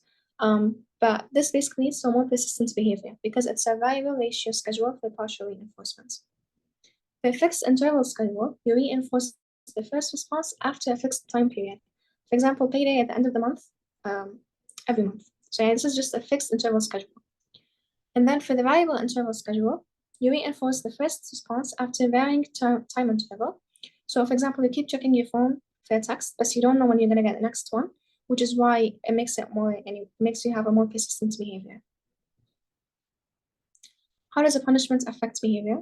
A punishment is basically any consequence that decreases the frequency of the preceding behavior. So, a punishment is the complete opposite of a reinforcer. A positive punisher is when you add an aversive stimulus. So, for example, you hit a child or you scold them because you add an aversive stimulus. Now, for the negative punisher, basically you remove a desirable stimulus. For example, you remove some like a kid's iPad or you ground them. So you moved a desirable stimulus. Punished behavior is suppressed. Punishment can teach discrimination, it can teach fear, and it can increase aggression. Punishing a child in the current time at a current time might solve the problem, but on the long term, it can cause negative psychological effects. But physical punishments can lead to like resentment and unpleasant memories and حتى future aggression from the child later on. Harsh punishments can lead to the child being emotionally scarred and they can learn to lie and avoid getting caught because they're changing their behavior. Rather than actually changing their behavior, they're just changing their behavior in front of you. Okay. Now, for the applications of operant conditioning, you can use it in sports. If you want to achieve a bronze or silver or gold medal. For work, you have employee of the month, bonuses, appreciation letters, whatever. In our lives, same thing. Operant conditioning, خلاص you set a goal. I want to study for a specific like hours a day. Then you monitor how many hours you actually study a day.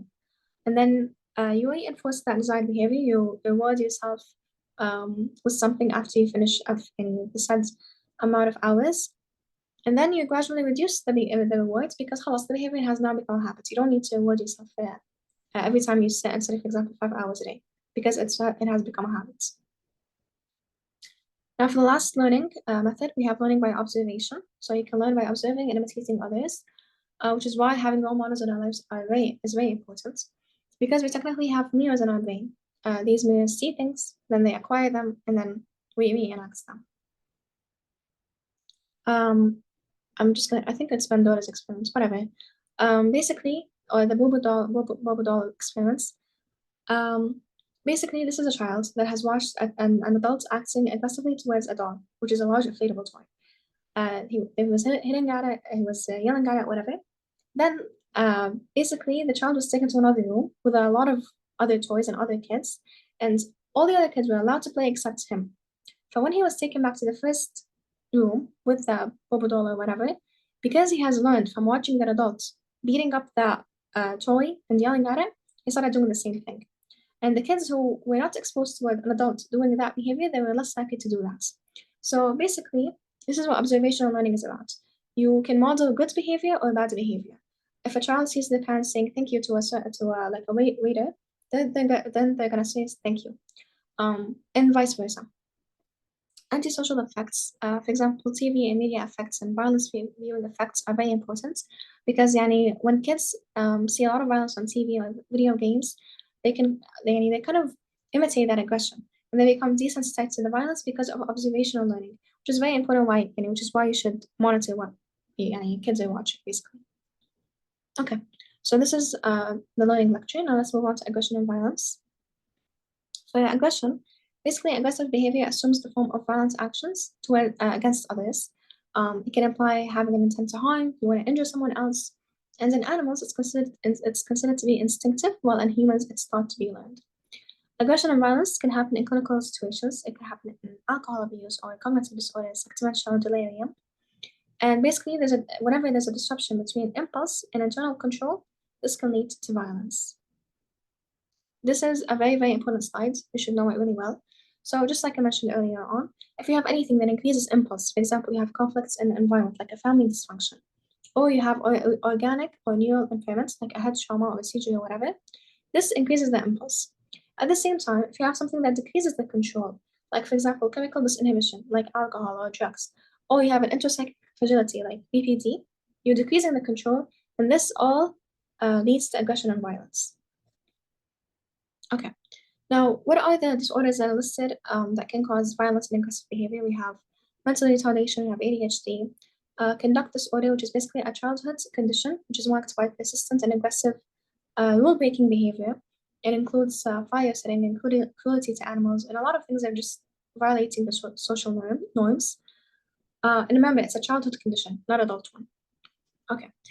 It could be also delirium or dementia. It could be psychotic disorders, mood disorders, and personality disorders. Now, what is the best predictor for aggression? It's basically previous acts of violence. Yeah, so you should really look out for this. I remember حتى once Dr. Nihal told us about a story about there was a kid who, she didn't read the charts or like this like case before she entered, and basically he was in for violence, and the first thing he does is that he literally body slams her. The best predictor for violence is previous acts of violence. Like, now other predictors include high degree of intent to harm, presence of a victim, frequent and open threats, history of loss of control, lack of compassion, childhood brutality or deprivation, fire setting, cruelty to animals, which remember are part of conduct disorder, enjoyments in watching or inflicting harm and sadism, and parental anxiety is the least factor associated with aggression development and major depression disorder. These were MCQs. The epidemiology, basically, it's among youth, aggression and violence is a major public health concern. CDC reported 2,000 to 1,400 homicides that involves a juvenile offender. Now, most of this research is actually focused on males. There's a distinction made between life course persistent aggression and adolescent limited antisocial behavior. And basically, there's, let's say, two types of aggression. There's life course persistent, which happens from childhood and continues all throughout life. And there's the adolescent, like during, teenage years and all of that. Now, for the life course persistent aggression, you have a childhood onset of conduct disorder. Childhood. There was a question that says adult onset. It's not adult, it's childhood, okay? And again, fire setting and animal cruelty and all of that. There's many adverse family risk factors like abusive parents. These are all the risk factors that can lead to life course persistent aggression. Also neurodevelopmental adversity, someone with intellectual disability. A longitudinal course because it can persist through life, not just in adolescence. And it can also predict poor adult adjustments. They usually are more likely to be unemployed. They don't have a lot of friendships. And in a subgroup of like largely full of aggressive youth, the life course persistent aggression people are the ones that commit more than 50% of the crimes in the US. So you can tell basically they're troublemakers. Aggression in girls is more common than what is thought. Prevalence is 49%. Basically, there's under-identification in girls because of later onset, and it's considered to be relational in nature, meaning it's secondary to being abused in any relationship that ends pretty bad. For pro-social aggression, we have male dominance and is influenced by testosterone. For impulsive aggression, it is related to serotonin or 5-hydroxytryptamine. Basically, you have inhibition of synthesis and depletion of stores or destruction of the neurons. This all leads to aggressive behavior. The CSF levels are going to show decreased levels of 5-hydroxyindoleacetic acid, which is basically the breakdown product of the 5-HT, which is basically inversely correlated with aggression in males and females. So if you have less serotonin, you have less serotonin breakdown products, and you have more impulsive aggression. So lower 5-HIAA levels in the CSF indicate more impulsive aggression. Okay, now for the findings on neuroimaging, you can look for the orbital prefrontal cortex because there could be inhibition of the limbic system or other subcortical lesions like the amygdala. You can have you can look for the anterior cingulate gyrus. You can have the ventromedial prefrontal cortex, which also regulates emotion. Now for the hormones, aggression and violence are both linked to increased peripheral cortisol levels, especially at times of acute stress. But also on the other hand, reduced cortisol levels in PTSD patients is also associated with early onset and persistent aggression. Because basically when you have blunted cortisol levels that are low, this can reflect as an impaired ability to regulate stress and aggression over time. So low cortisol levels during high cortisol levels during acute stress and low cortisol levels with PTSD patients both can lead eventually to aggression. They also correlate with testosterone concentration and aggression in boys as well, just like we mentioned with the pro-social aggression. Okay. Just a second. Yeah, pro-social. Okay. Now for the aggression, it basically runs in families. So twin studies report high concurrence of aggression between like monozygotic twins. The environmental factors play a big role: poverty, low socioeconomic status, harsh parenting. Because when you're emotionally deprived as a child, you're more likely to have a buildup of frustration and anger and stuff like that. Poor supervision, if no one tells you what's wrong and what's right, you can do whatever you want. Parental psychopathology like ASPD, which is antisocial personality disorder, which is a genetic type of personality disorder that is associated with a genetic makeup that includes violence. So these are all environmental factors that can lead to aggression and violence. Social factors include frustration. So basically, frustration leads to anger, especially when it's intense. Direct provocation. So physical abuse can elicit aggression. Someone who's constantly being beat up by their parents, of course, at some points they didn't display aggression. Exposure to televised violence, just like we learned earlier on with the observational learning. It leads to this inhibition, which basically lowers the restraint against aggression, and desensitization. You have reduced emotional response to the aggression that you're seeing. Then you have environmental factors like air pollution, noise, crowding. These can all cause someone to be more aggressive and violent. Situational, like heightened physiological arousal, like alcohol or drugs, and of course physical pain.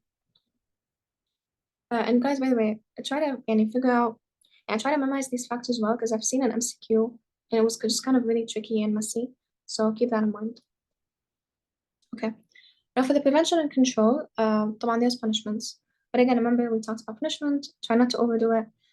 Social skills training, induction of incompatible responses.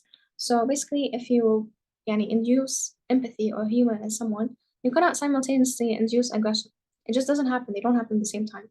So what you try to do is that you try to induce empathy and humor to kind of avoid having aggression and violence. And of course, there's drug treatment always. Now, we're going to a different subset of aggression and violence, talking about abuse and neglect, child abuse and neglect. So, girls and boys of all ages, ethnic groups, and social economic statuses can experience abuse and neglect. Abuse increases the risk of psychiatric disturbances. That's a given. A child who has been sexually abused, they have an increased frequency of having poor self-esteem, depression, and associated disorders and substance abuse. Abusive parents have also been victims of abuse at one time. Parents brought up with harsh punishment, corporal, whatever, which basically means like caning and stuff like that. And then we have stressful living conditions can also lead to aggression and social isolation.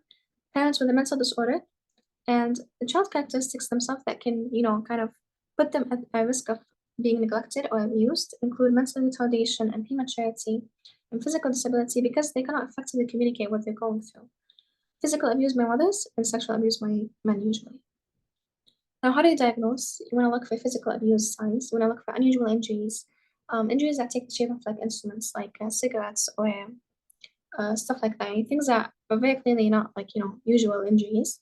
Repeated ER visits and visceral injuries, and sexual abuse. Usually, children, commonly know the offender.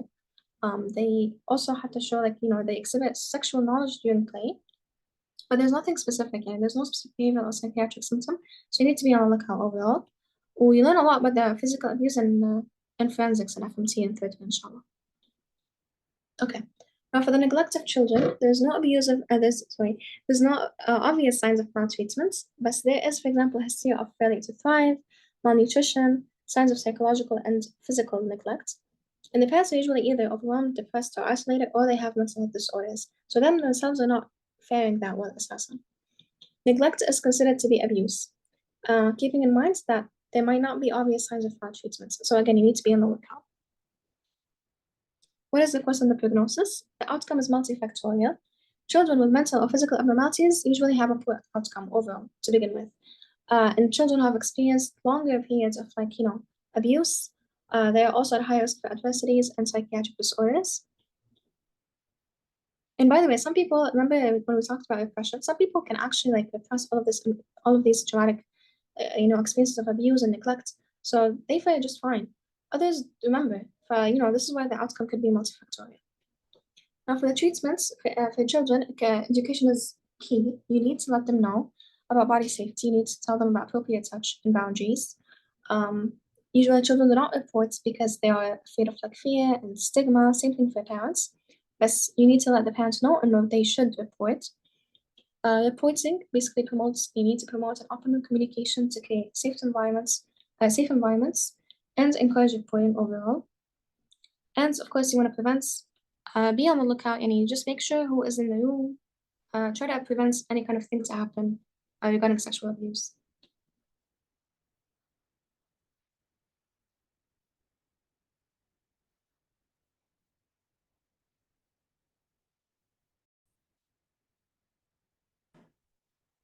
Okay, let's move on to intellectual disability. Now, before we start, this sector is a beast, honestly. There's a lot of things you need to memorize. So just be mentally prepared. But it's actually very interesting, especially if you want to pursue pediatrics, it's very important. Like, now, what is intellectual disability? Basically, people long again before they used to call intellectual disability mental retardation, but now it's no longer like use that term that is actually used. It's an old term, and it has also been turned from like the American Association of Mental Retardation to the American Association of Intellectual and Developmental Disabilities, and حتى in the DSM-5 it's been turned into intellectual disability. Now, severity is basically classified based on how there's adaptive functioning rather than the IQ, because again, IQ is only important when you want to rank average, above average, whatever. But it doesn't really matter when how well these patients actually adapt socially, academically. These are the things that actually matter. Now, there's a greater recognition of an importance of clinical judgment when it comes to ID than ever before. Now, for the adaptive functioning skills that we talk about, we have conceptual, so anything regarding language, reading, writing, math, reasoning, knowledge, and memory. Social, empathy, social judgments, ability to make and maintain friendships. Practical, like personal care and job responsibilities, money management, organizing school, and other tasks. Intellectual disability is defined as significant limitation in both intellectual functioning and adaptive behavior, whether that is conceptual, social, and practical, with an onset before 18 years old. If it happens before 18 years old, if it happens after 18 years old, then it could be secondary to trauma, seizure, meningitis, whatever. Basically, when it comes to the emphasis on what we care about when it comes to intellectually disabled people, we focus on and stress on the individual's strength and not limitation. So we focus on what they can do, not what they can't do. You want to consider the community and the environments that this person is in and their peers and their culture, because when you evaluate them, you need to evaluate them in the context of the community, not just in isolation. You want to recognize linguistic diversity and cultural differences in communication, and you need to have tailored help. I think I've seen this actually as an MCQ, so yeah, keep that in mind. So you need supports, the use of personalized and sustained supports to improve functioning with tailored help. Okay, now for the supports that we talk about, we have intermittent supports, the first one, which is basically higher functioning individuals. They just need a little help, a little intervention when it comes to times of stress. And the old name for this was mild mental retardation. Now it's called intermittent support. Limited support is individuals who require additional support to navigate through everyday situations, and you can't leave them alone every day. This is what is called as moderate mental retardation. Extensive support is individuals who rely around the clock. They need around the clock support to function. This is severe mental retardation. And finally, pervasive is individuals who require daily interventions and lifelong support to help them function in every single aspect of their lives. And this is what we call profound mental retardation. Now, I know you guys have already seen the DSM-5 diagnostic criteria for, intellectual disability. It's because it was pictures, I didn't like that, so I turned it into a table. You can refer to this PDF if you want to. If you want a summary, here are the summaries. Well, I think there's a guy in your batch who sent them like a screenshots. They're really helpful. Hatta for the defense mechanisms, if you want to refer back to them, I really suggest that. Okay. Now, for the mild, it accounts for 85% of the intellectually disabled people. Basically, in the conceptual aspects, they have minor delays in academic skills. And basically, they have a concrete approach, and they are concrete in their approach and solving problems and solutions when it comes to people that are their age. So, they don't really have a lot of abstract thinking. Socially, they have immature interactions, they are at risk of being manipulated, and practically, they are independent in basic care, but they do need support on like complex tasks like money management and transportation and stuff like that. For moderate, it accounts for 10% of the intellectual disability. Conceptual, they are markedly behind their peers in academic areas. They do need daily supports, and they remain only at an elementary level. Then we have social, which is limited. There's limited speech complexity. They can have friendships and relationships, but they do struggle with like social judgment. Practical, they can learn like basic personal care and household tasks with extended teaching, and they do need extensive workplace support for success. Otherwise, they will not be able to succeed. Severe, there's 5%. This is 5% of the intellectually disabled people. Conceptually, They have very limited understanding of like reading and numbers. They do need lifelong support. Then for socially, speech is minimal. There's only simple words or gestures. Extensive support for problem solving throughout life is important. Um, then practical, there needs to be full assistance with daily activities, and there needs to be continuous supervision as well. For profound, which is less than 1% of intellectual disability, and this is like the most severe out of all of them, conceptually, the skills are very limited. Just, any physical manipulation, they can just hold things or just, they can't even do anything with them. Symbolic thinking is absent. Socially, they have very limited understanding and use of like speech. They communicate almost non-verbally, asasa. And practically, they are fully dependent on caregivers. They can help with simple tasks, but there are severe impairments that limit all function activities. Okay, now that that is out of the way, you can also refer to the PDF if you want any more extensive explanation. For the differential diagnosis, you need to consider neurocognitive disorders, loss of cognitive function. And some people can have neurocognitive disorders along with ID.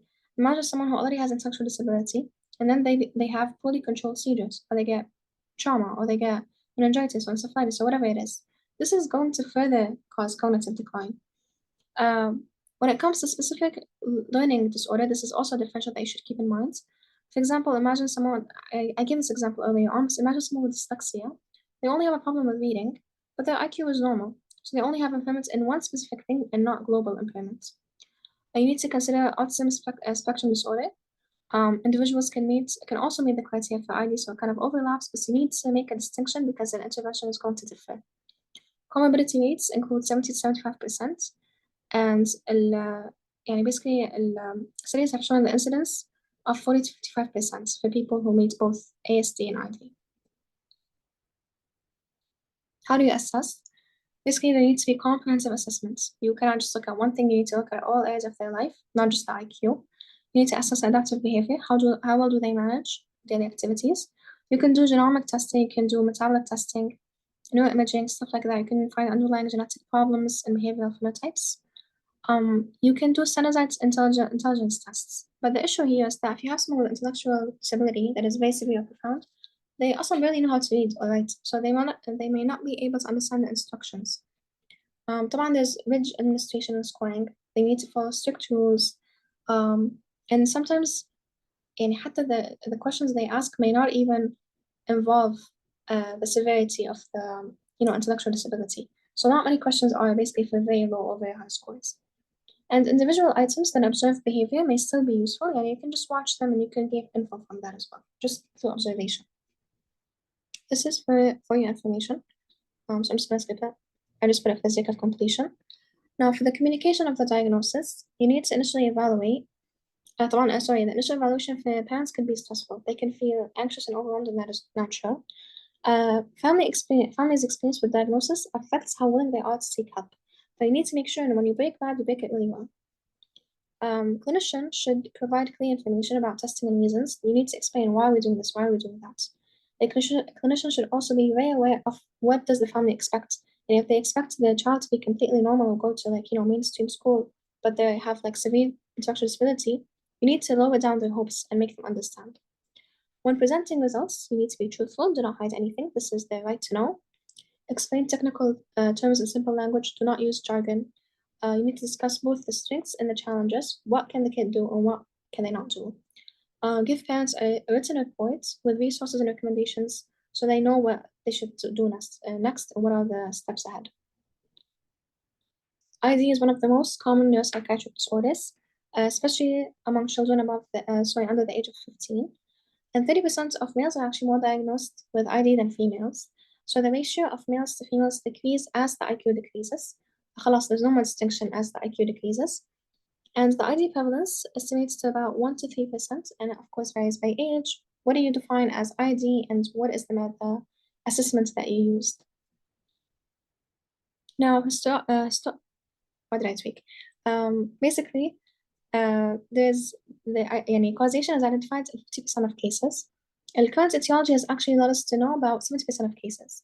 The most common cause is congenital syndromes. Now, for the predisposing factors, okay, this is really important. I've seen it in almost every test. Please memorize this thoroughly. genetic differences, 40 to 50% of cases, inborn errors of metabolism, environmental and exposure to toxins during pregnancy, 10% of cases, fetal alcohol syndrome, for example, pregnancy and perinatal complications, 10% of cases, trauma, prematurity, hypoxia, acquired medical conditions, 5% of cases, like lead poisoning. What are the risk factors for intellectual disability? طبعا they're still they don't know all of them yet. They still continue to study them. We have low birth weight, which is the strongest predictor of disability. Male children born to Black, Asian, and Hispanic women and older women. Low levels of maternal education, lower socioeconomic status because there's more poverty, malnutrition, multiple births, and second or later born children. Please memorize this command. I've seen it as an MCQ, and they're all considered. These were all options, and you were supposed to pick the one that was wrong. Okay. FYI, you don't need to know this. I'm gonna skip. Now let's start with the actual congenital syndromes. Please bear with me. What I've done is I basically, thank God for ChatGPT. I basically just wrote everything and I told it to give me a mnemonic. So I'm not gonna go through the actual slides and what they have. I'm just gonna go through the mnemonic. But rest be assured, the mnemonic includes everything from the slides themselves. So if you feel like it helps you memorize it, go ahead. If you don't, that's totally fine. Okay. So this is basically a child with 16p11.2 deletion syndrome. Okay. So for the mnemonic, basically we have 16 people can just MOP, where MOP basically stands for mild ID, obesity, and psychiatric comorbidities. 16 people because there's 16p11.2, which is the chromosomal location. CAN stands for the CNV, or the company number variation. Just is for the prevalence of 1 to 3,000 to 500. So basically, it's just a few people have it. MOP again, so M is for mild intellectual disability, O is for obesity, and P is for psychiatric condition.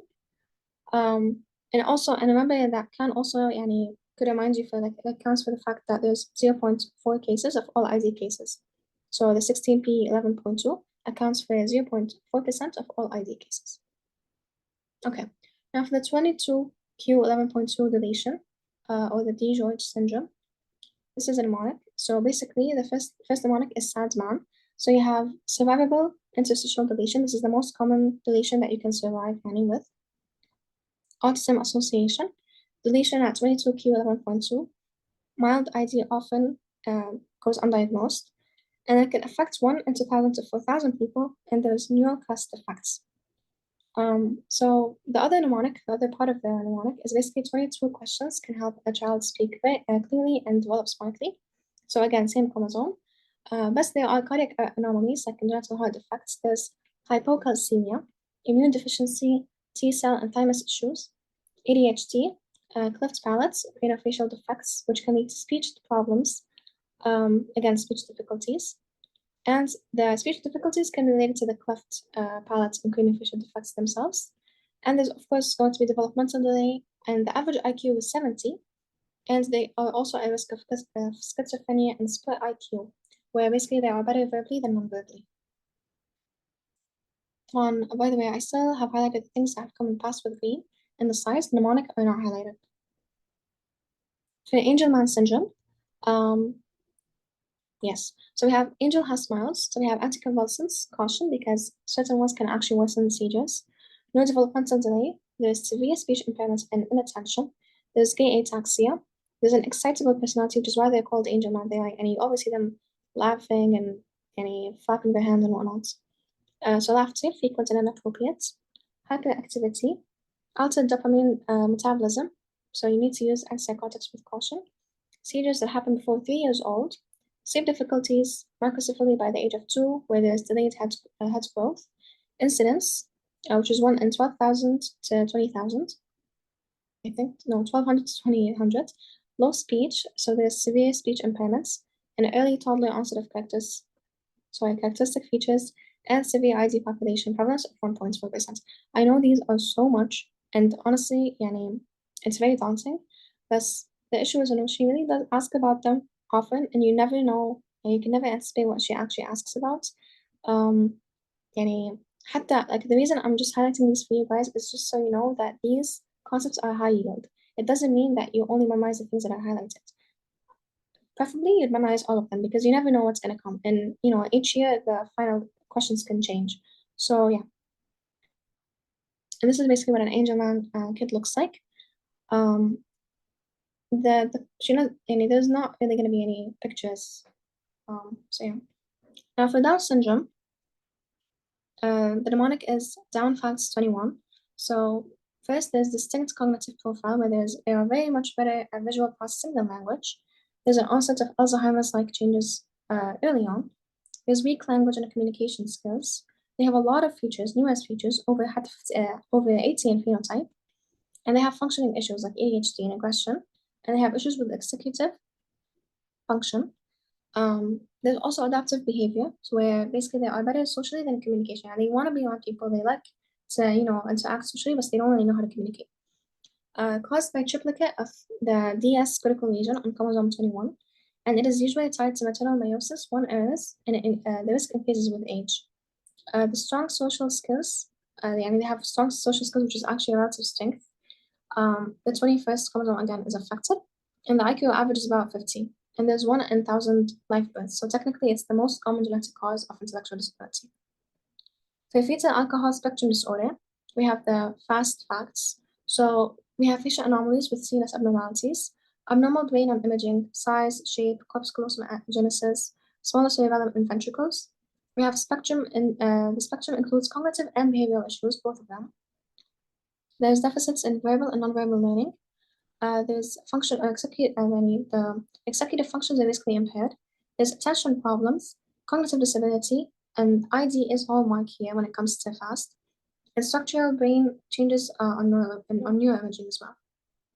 For Fragile X syndrome, this is a handful. So we have FMR1 gene, Fragile X mental retardation 1 mutation on X chromosome. The range of intellectual disability, it's usually moderate in males and it's mild in females. There's ASD seen in 25% of cases. There's gender-specific prematuration effects. So, for example, in like males, there's going to be Fragile X-associated tremor and ataxia syndrome. So technically, they oscillate ataxia and tremor. Then in females, there would be ovarian insufficiency, primary ovarian insufficiency. Incidence is 1 in every 4,000 males and 1 in every 8,000 females. Then there is late onset neurodegeneration in male prematuration carriers. So there's neurodegeneration later on. And executive dysfunction and emotional symptoms. So there's hyperactivity, hyperarousal, they're socially anxious, and they are shy. Mental health risks include increased risk of schizotypal personality disorder and ADHD, distinct neurocognitive and behavioral profile, and social anxiety and shyness, which is part of, again, the behavioral phenotype, and X-linked inheritance pattern. Some of them are repeated, but all more the reason for you to memorize it really well, inshallah. MECP2 related disorders or Rett syndrome. The mnemonic here is Rett lost HMS QT. So we have aggressive presentation. There's normal early development, but then in the first like 6 to 18 months, after 18 months, everything starts to, deteriorate. So there's a rapid loss of skills. Encephalopathy in males, and the mutation is often heterolytic, and it causes fatal infant brain disease. So most of the cases of Rett syndrome are actually females because their males don't even make it. And then after 18 months, they start really deteriorating horribly. Then there's T-wave abnormalities, which can lead to sudden death. Typical onset in females, again, because of X-linked MECP mutation. In most cases are female. Loss of intellectual and motor skills. There's stereotypic hand-wringing movement, like they keep kind of like vibrating. Seizures in 90% of cases. Tied to X chromosome again. And there's a high prevalence among causes of severe intellectual disability in females. Same mutation again. And sudden death risk because of the QTC prolongation. Now for Prader-Willi syndrome, okay, this is the last one, alhamdulillah. We have Prader-Food. So we have paternal deletion, 70% of cases is from paternal deletion, 29% is from maternal uniparental disomy, in the region of 15q11.3, 11.13. Regulated food behavior, compulsive food seeking and hoarding. Anxiety disorders and food symptoms are pretty common. Developmental delay and failure to thrive in infancy, and dolichocephaly, which, by the way, it's not on the slides, but it's in a past, so I don't know, just memorize it. Early obesity and hypogonadism, rational IQ, so like usually mild ID, failure to thrive in infancy, which leads later on to hyperphagia and excessive eating. obesity, early onset, overeating because the hyperphagia persists, and developmental delay, which is global, with behavioral problems. The medications used for self-injurious behavior and mood regulation can be used, and there's about 1 in every number of births, basically, that you have Prader-Willi. Okay, now the developmental course and prognosis, again, it varies based on the etiology, on the severity of the disability, what is the underlying medical condition. You do need to give special attention to diagnosis and functional and physiological barriers to skill acquisition, because again, the skills are basically what let them adapt. Cleft palate, for example, insufficiency can lead to speech impairments. So if you fix the cleft palate, they can speak. So you need to like work on specific aspects of each disease. Okay. Now for the evaluation, you need to have clinical history and physical examination, of course. Through these, basically, you can evaluate the cognitive abilities as well as psychiatric and behavioral issues. You can do cytogenic diagnostic testing, but it has guidelines. Metabolic testing, they don't recommend it for whatever reason. In neuroimaging and EEG, MRI is useful. It can detect any kind of cerebral or posterior fossa abnormalities in children that have non-specific ID. EEG is in those with a history of like seizures, language deficits, or specific genetic syndromes.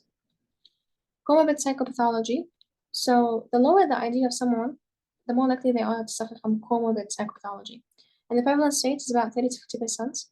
Emotional and behavioral problems are 7 times more likely than in a normally developing child. And someone with ID, they're 37 times more likely to actually have behavioral and emotional problems than some like a child that is just completely normal. Some mental health conditions can manifest differently in this population. Symptom detection is difficult because of limited cognition and communication skills, and you need to consider a medical condition whenever there's like behavioral decompensation. So this is what's important. All of this before, I really hope she doesn't ask about, but saying this is important. So increased risk of comorbidity is because of severity of disability, from lower adaptive functioning, language impairments, low social economic status, and families with only one biological parent in home. So let's say like family dysfunction, they can all lead to an increased risk of comorbidity when it comes to patients with already existing ID. How do you treat? Prevention is the best treatment.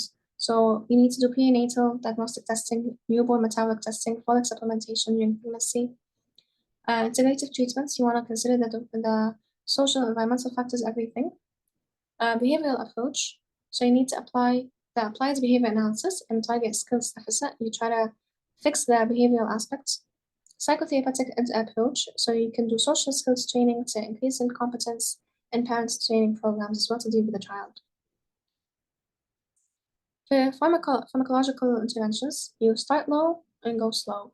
So over 1/3 of persons with ID are receiving at least one psychotropic drug. So it can be antipsychotic cyclospiridone, which is the most commonly prescribed one, as it can cause weight gain. So you need to be on the lookout. For example, you have a child with Prader-Willi, you wouldn't give risperidone, right? Because they already have obesity. Sedation and other atypicals.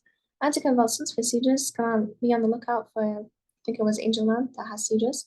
But come on, you need to be careful with what you prescribe to these patients. Antidepressants for repetitive behavior, because it can cause behavioral activation.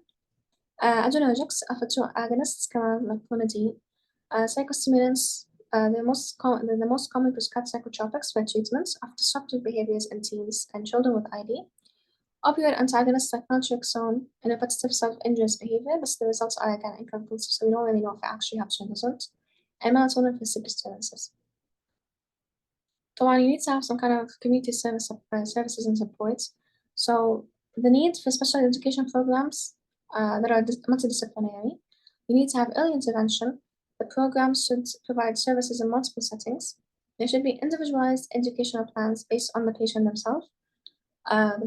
Resource rooms, and you need support system. You need to have a support system for the family to avoid burnout.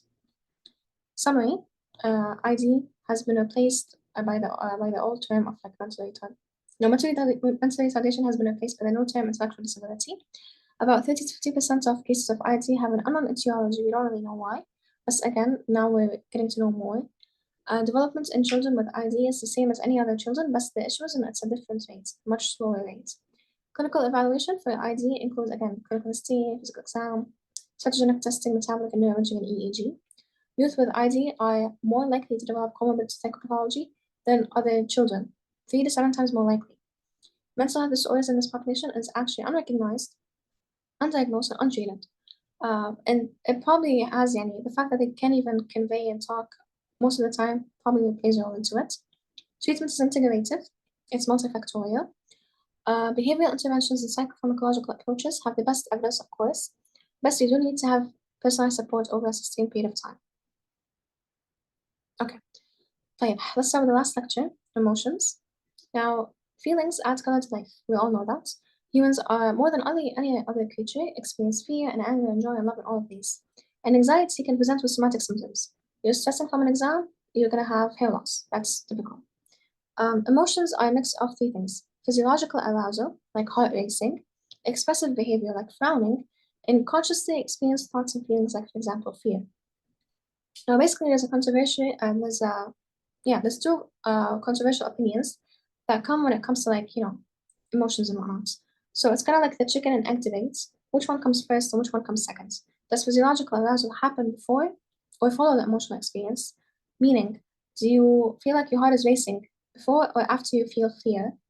Or, and the second actual controversy is that interaction between thinking and feeling. Does cognition recognizing that you are in danger happen before or after you feel fear? So technically, it's like which one comes first: the physiological arousal, the expressive behavior, or the consciously experienced thought and feeling. Now, common sense, there's 3 theories of emotion. We're going to go through them now.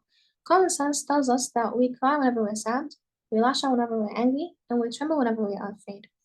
James Lange had a theory which said first, there's going to be a distinct physiological response that happens, then comes the experienced emotion. Basically, imagine you are in your car, and the car, you kind of lost control for a bit, and then you gained control again. You will notice your heart has been racing, and then you will start shaking with fear. So technically, your feeling of fear followed your body's response of your heart racing. So he believed emotions happen when you interpret the physiological change that happened in the body. I felt fear because I interpreted my heart has been racing. This is what he thought. Now, Conrad's theory suggested the body's response is not distinct enough to evoke different emotions. For example, a physiological arousal, a racing heart, could mean fear, but it can also mean love, or it can mean anger, whatever. But it's not specific to one emotion to actually, evoke that emotion. Physiological arousal could mean many different things. So he disagreed with James, okay? And he said, physiological arousal and emotional experience happen simultaneously and independently because emotion triggering stimulus goes simultaneously to the cortex, which causes an awareness of the emotion. And at the same time, you're going to have sympathetic nervous activation, which causes the body's arousal. They're both happening at the same time. They are independent of each other. So he did not believe in one preceding the other and whatnot. So he believed the heart begins to pound as one experiences fear at the same time. One does not cause the other. There's no causal relationship in between them. For whoever these people are, they had the two-factor theory, where basically our physiological arousal or heart racing and our cognitions, our perceptions and memories and interpretations, which is basically realizing that you are in danger, creates the emotion. So technically, emotion equals physiological arousal, which is heart racing, plus cognitive label, I'm in danger, which gives us the emotion, which is fear. Okay, so emotions has 2 ingredients: physiological arousal and cognitive label. This is what the two-factor theory believes. Our experiences of emotion goes from our awareness of our body's arousal, and because an emotional experience requires conscious interpretation of the arousal, this kind of shows like similarity with the canon Brad or Bard theory or whoever. This basically shows them really well. So in James Lange, remember, we had the physiological arousal first, and we had the physiological arousal, and then we had the emotion, which is the fear. For canon or whoever, we had a pounding heart, which is the physiological arousal, and we had the fear and emotion at the same time, simultaneously happening independent of each other. In the two-factor, we believed there's physiological arousal, there's the heart's pounding, and at the same time there's the cognitive label, I'm afraid, I'm in danger, I should be alarmed, which both give us fear, which is the emotion. Now, okay, so this is the same thing that I've just been saying all this time, let's written down. And when it comes to the cognitive component, like for example, if someone thinks I'm going to die whenever they're going to have palpitations, and this cognitive label is fixed whenever they have palpitations, it's really hard to change their emotional response. Because in panic or anxiety disorders, organic issues, like for example, actual heart or lung problems, they can trigger physical symptoms, which then your brain starts to misinterpret them really badly, and it escalates the anxiety and like it blows things out of proportion. Which is why if you want to manage such cases, first you need to figure out the underlying medical problem. Maybe someone has dextrocardia, maybe someone has recurrent pneumonia. You don't know. You need to like nail that down, and then you'll start implementing CBT to try it and target the this like any harmful cognitive label. And no, I'm going to die whenever I have palpitations. Now these are the emotions. بصراحة I'm not gonna go through them. These are things that you guys already know. The things that happens in the sympathetic and parasympathetic systems to the different organs of the body. طيب, now for the physiologic similarities among specific emotions, we do have similarities. Different emotions may not have sharply distinct biological signatures. For example, fear, anger, and sexual arousal, they can all have similar biological parameters. For example, your pupils can be dilated in all of these three cases. But they can feel and they can even look different. Okay. Now, for physiologic differences among specific emotions, some real physiological distinctions among emotions can, be present. For example, fear and joy, they both increase heart rate, but they stimulate different facial muscles. For example, fear, you have your brow muscles tense, while in joy, your cheeks, the muscles in your cheeks and your under eyes pull into a smile, basically. So even though the physiological arousal of heart racing is the same, but facial features, for example, different. So you can have similarities and you can have differences. Okay, what are other differences we have? So again, emotions differ in the brain circuits they use. And this is some, I don't know, like a secret that we got last year that was like, and they also differ in biological signature. So just memorize that for the sake of that. طبعا people that watch fearful faces, they have increased activity in the amygdala, the fear center, and tendency for negative emotions, basically are to be, they're more likely to be linked to the right hemisphere. And the positive emotions are on the left. So negative emotions, right hemisphere, positive emotions, left hemisphere. Disgust triggers more activity in the right prefrontal cortex than the left, and depression-prone people show more activity in the right frontal lobe. Yeah. Positive moods tend to trigger more left frontal lobe activity, and most researchers agree now that experienced emotions also involve cognition. These are actually, and she brings a lot of questions on them, so please try to memorize them really well. Okay. Now, what is the connection between what we think and how we feel? Cognition can define our emotion. So sometimes our arousal response to one event can spill over into another response, to the next event. For example, imagine you are already stressed, you're already upset, and someone comes and says something that ruins the mood even more for you. So someone comes and provokes you even more than what you already, upset and stressed. So the response that you're gonna have to that person is gonna be exaggerated. You're gonna have an exaggerated response rather than if you were to just not be upset in the first place. That's the distinction. Emotions can be experienced differently depending on how we interpret them and how we label them. And if someone is aroused and then again you provoke them, the response would be very different if they were not aroused in the first place. So arousal fuels emotion and cognition channels it. Cognition does not always precede emotion. So, for example, we have many emotional reactions even before we interpret a situation. Now, for example, imagine you are in the middle of a conversation with someone and then you remembered a deadline. But because you're in the middle of the conversation, you're kind of distracted and you kind of lose awareness of the bad news. You have a deadline upcoming, but you still feel bad. But you don't even, and you can't put your finger anymore on the reason, but you still feel bad from within.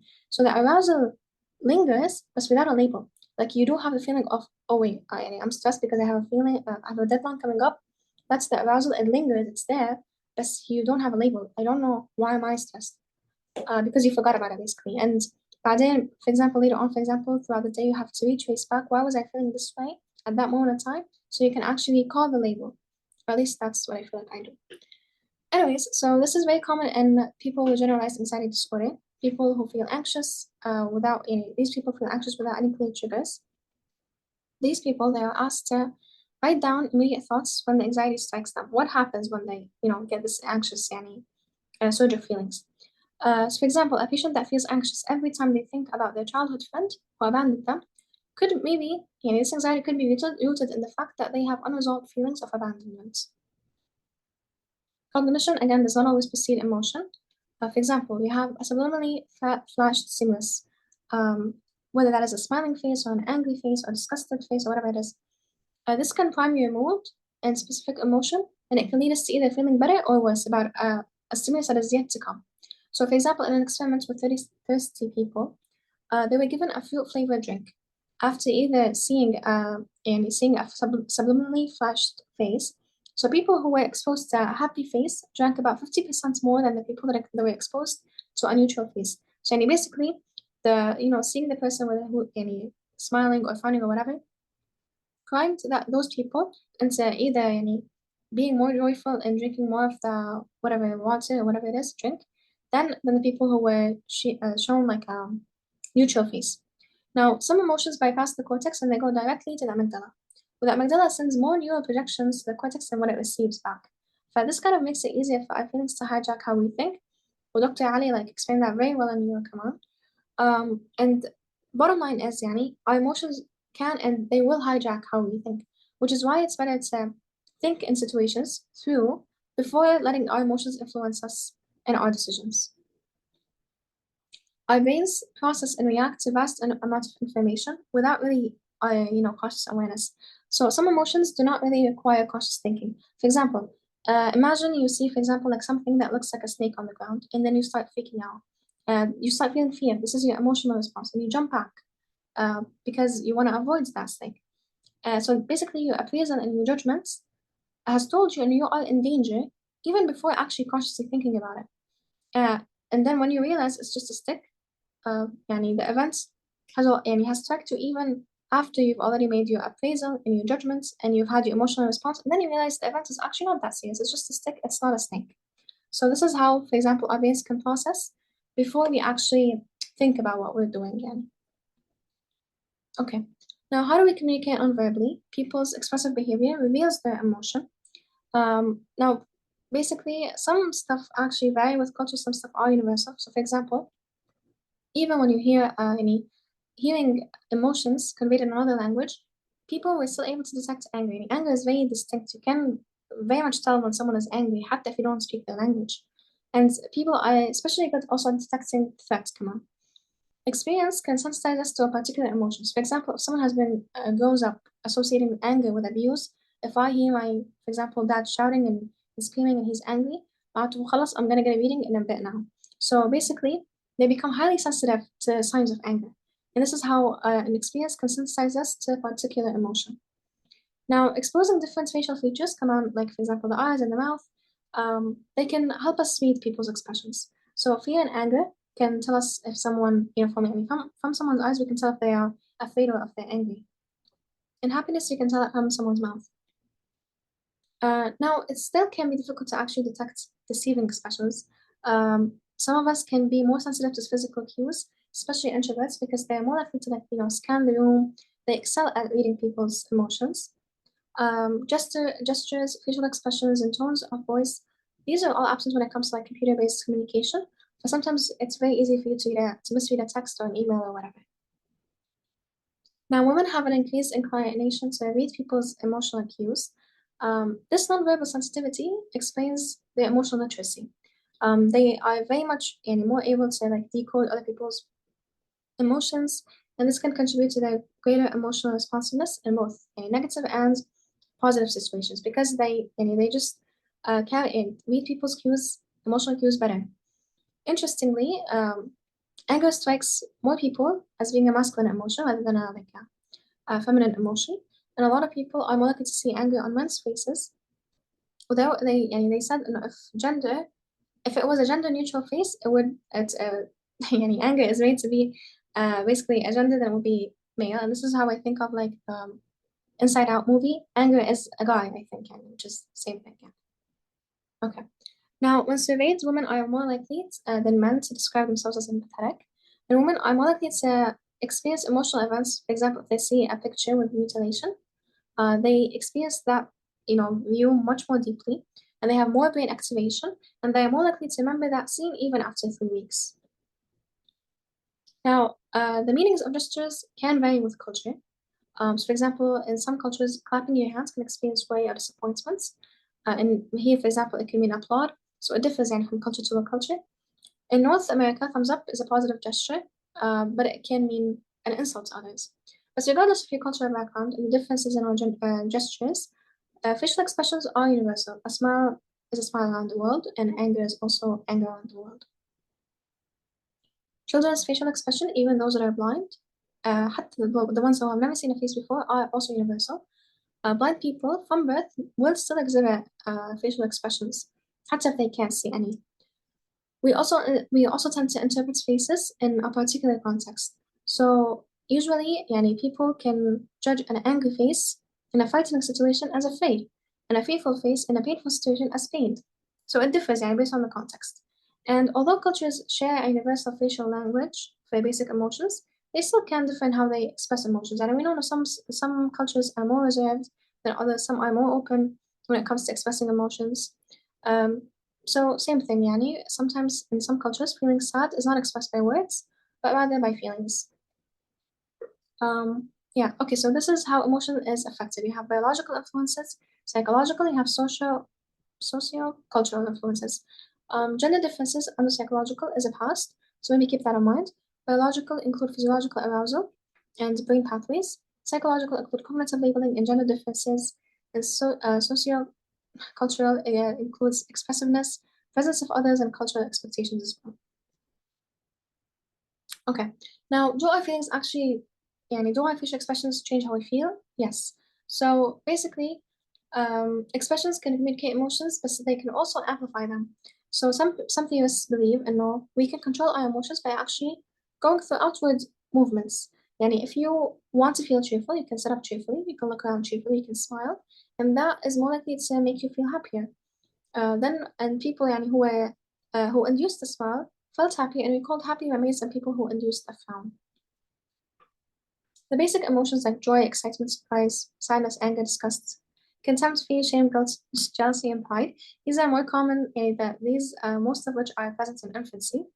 بعدين some emotions kind of become like a combination of all of these. Love is a mixture of joy and excitement, and things start mixing up. And the ingredients for emotions include not just the physiology and the expressive behavior, but كمان our conscious experience of it, our cognitive labeling. Fear can be poisonous and it can be contagious, but moreover, fear is adaptive. It's basically an alarm system that prepares our bodies to run from danger. It can protect us from harm, it can prevent us from harming others, or fear of punishment can prevent us from harming others, and it can help us focus on a problem and rehearse coping strategies. People can be afraid of anything, but it also depends on associations. So I remember our classical conditioning with little Albert. He started feeling a harmless rat just because he kept hearing the voice of the bell, or like the loud bang or whatever.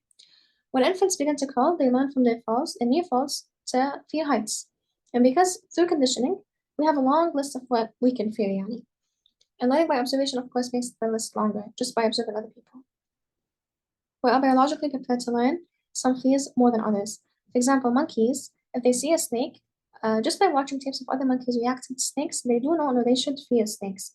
But حتى if you put like a feared stimulus on top of a flower, they are less likely to fear that flower because they know flowers are not harmful. Humans quickly learn to fear snakes, spiders, and cliffs and other stuff rather than high technology dangers such as cars or electricity, possibly because we're much more accustomed to them. One key to fear learning lies one key to fear learning lies in amygdala. So amygdala plays a key role, of course, in associating various emotions, including fear, with certain situations. If an experimenter repeatedly blasts people with a loud horn after showing them a blue slide, people will develop like emotional reaction to the blue slide. Hatta if there's no, loud horn, they basically will have increased skin conductance due to perspiration. That's how they know, okay, we're anticipating fear. So if there is damage to a nearby hippocampus, okay, this is really important. If there is damage to the nearby hippocampus, people will show an emotional reaction. Their amygdala is still intact, so there is an emotional reaction to the blue slide, but they do not remember why. Why did I start fearing it? Why do I have increased perspiration? I don't know why, because my hippocampus is damaged. That's what I do know is that I'm scared, and that's because my amygdala is still working. Vice versa. If there is damage to the amygdala, people will consciously remember the conditioning. They do know, okay, the hippocampus already knows, and there's association between the blue slide and the horn. But because the amygdala is affected, you don't feel fear. There's no emotional effect. It doesn't phase them. People with phobias have fears outside of a normal range. It's not normal. This fear disrupts their ability to cope طبعا. It interferes with their daily functioning. But on the other hand, some people thrive on risk and thrive on fear, and they um, they like the adrenaline, let's say. Experience helps shape fearfulness and fearlessness, but command genes also play a role to our emotional activity, and so technically, yes, both of them, environment and genetics, that play a role in how we react to things and how fearful we are. Researchers have isolated a gene that influences the amygdala response to frightening situations. So basically, people that have a shorter version of that gene, they have less protein. So because you have less protein transcribed, the serotonin reuptake is slower than the rest. So the serotonin stays available for a longer period of time on the amygdala neurons, which results in an increased response to frightening pictures. And vice versa. Imagine someone who has like a longer version of the gene, they have longer protein. So they have any serotonin uptake that is faster. So the amygdala neurons are not as activated for a longer period of time, and therefore they have a decreased response to frightening pictures. So let's move on to the next emotion, anger. What are the causes and consequences of anger? Anger sometimes it can be more hurtful than the original injury, which causes more lasting emotional pain. And for example, an angry parent hits their child, the child might forget that they were hit, but they will not forget what was said in the heat of the moment. So sometimes it can be more hurtful than the actual injury itself. Anger is often triggered by someone else's perceived wrongdoing. You think someone did you wrong, you feel angry. Everyday hassles like foul odors or high temperatures or noise or pain, they can all make us angry. Or anger can be harmful, especially when it is frequent and intense. Because when you have chronic anger and chronic hostility and you're constantly angry and mad at people, this is more linked to like heart disease and other health problems. And a survey of teens, boys, and more than girls reported that, oh yeah, okay. So basically, boys more than girls reported that coping with anger by walking away from the situation or working it off with exercise. And guys are more likely to like walk away from the situation or like, just go exercise or whatever. But girls are more likely to talk to our friends, listen to music to manage their anger. And in some cultures, venting rage is encouraged, but while in others, it's basically a threat to group harmony. So venting rage is just like rage rooms. You go to some rage room and then you start hitting stuff and whatnot. So in some cultures, this is encouraged, and others, it seems like a threat to group harmony. The Western idea of vent your rage is based on the belief that aggressive action can lead to emotional release, known as catharsis or whatever. However, catharsis usually fails to actually cleanse one's rage or resolve anger. Yeah, technically, rage rooms are not gonna do much for you, honestly. Yeah, and you think, by hitting stuff and being aggressive and stuff like that, you are releasing your emotional, like build up. But it actually fails to clean your rage and resolve your anger and fix your issues. Venting anger may actually provoke further retaliation, escalating a minor conflict into a really major one. For example, imagine you express your feelings and your anger openly, like yelling out or lashing out at someone or hitting another person. This can cause the other person to react defensively and angrily in return. And you can turn something that is very minor to a major conflict just because you expressed your feelings. So it's not always wise to vent your anger. Sometimes expressing anger only magnifies and intensifies the feeling, like we mentioned. Hatta if you think that hitting a punching bag will be cathartic, whatever, it can even lead to more aggressive and cruel behavior. So when anger fuels physical or verbal aggressive acts that we later regret, it becomes maladaptive and harmful. Yani you're dealing with the anger in a wrong way. And we are more likely to actually regret things when we say in the heat of the moment, when we do things in the heat of the moment.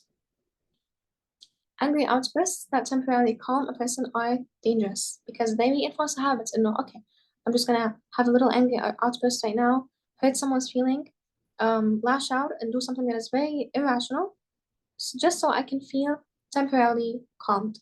And that is dangerous because you're basically adopting a maladaptive habit. This is not okay. The best way to manage anger is to let out the weight and let your physiological arousal decrease before responding.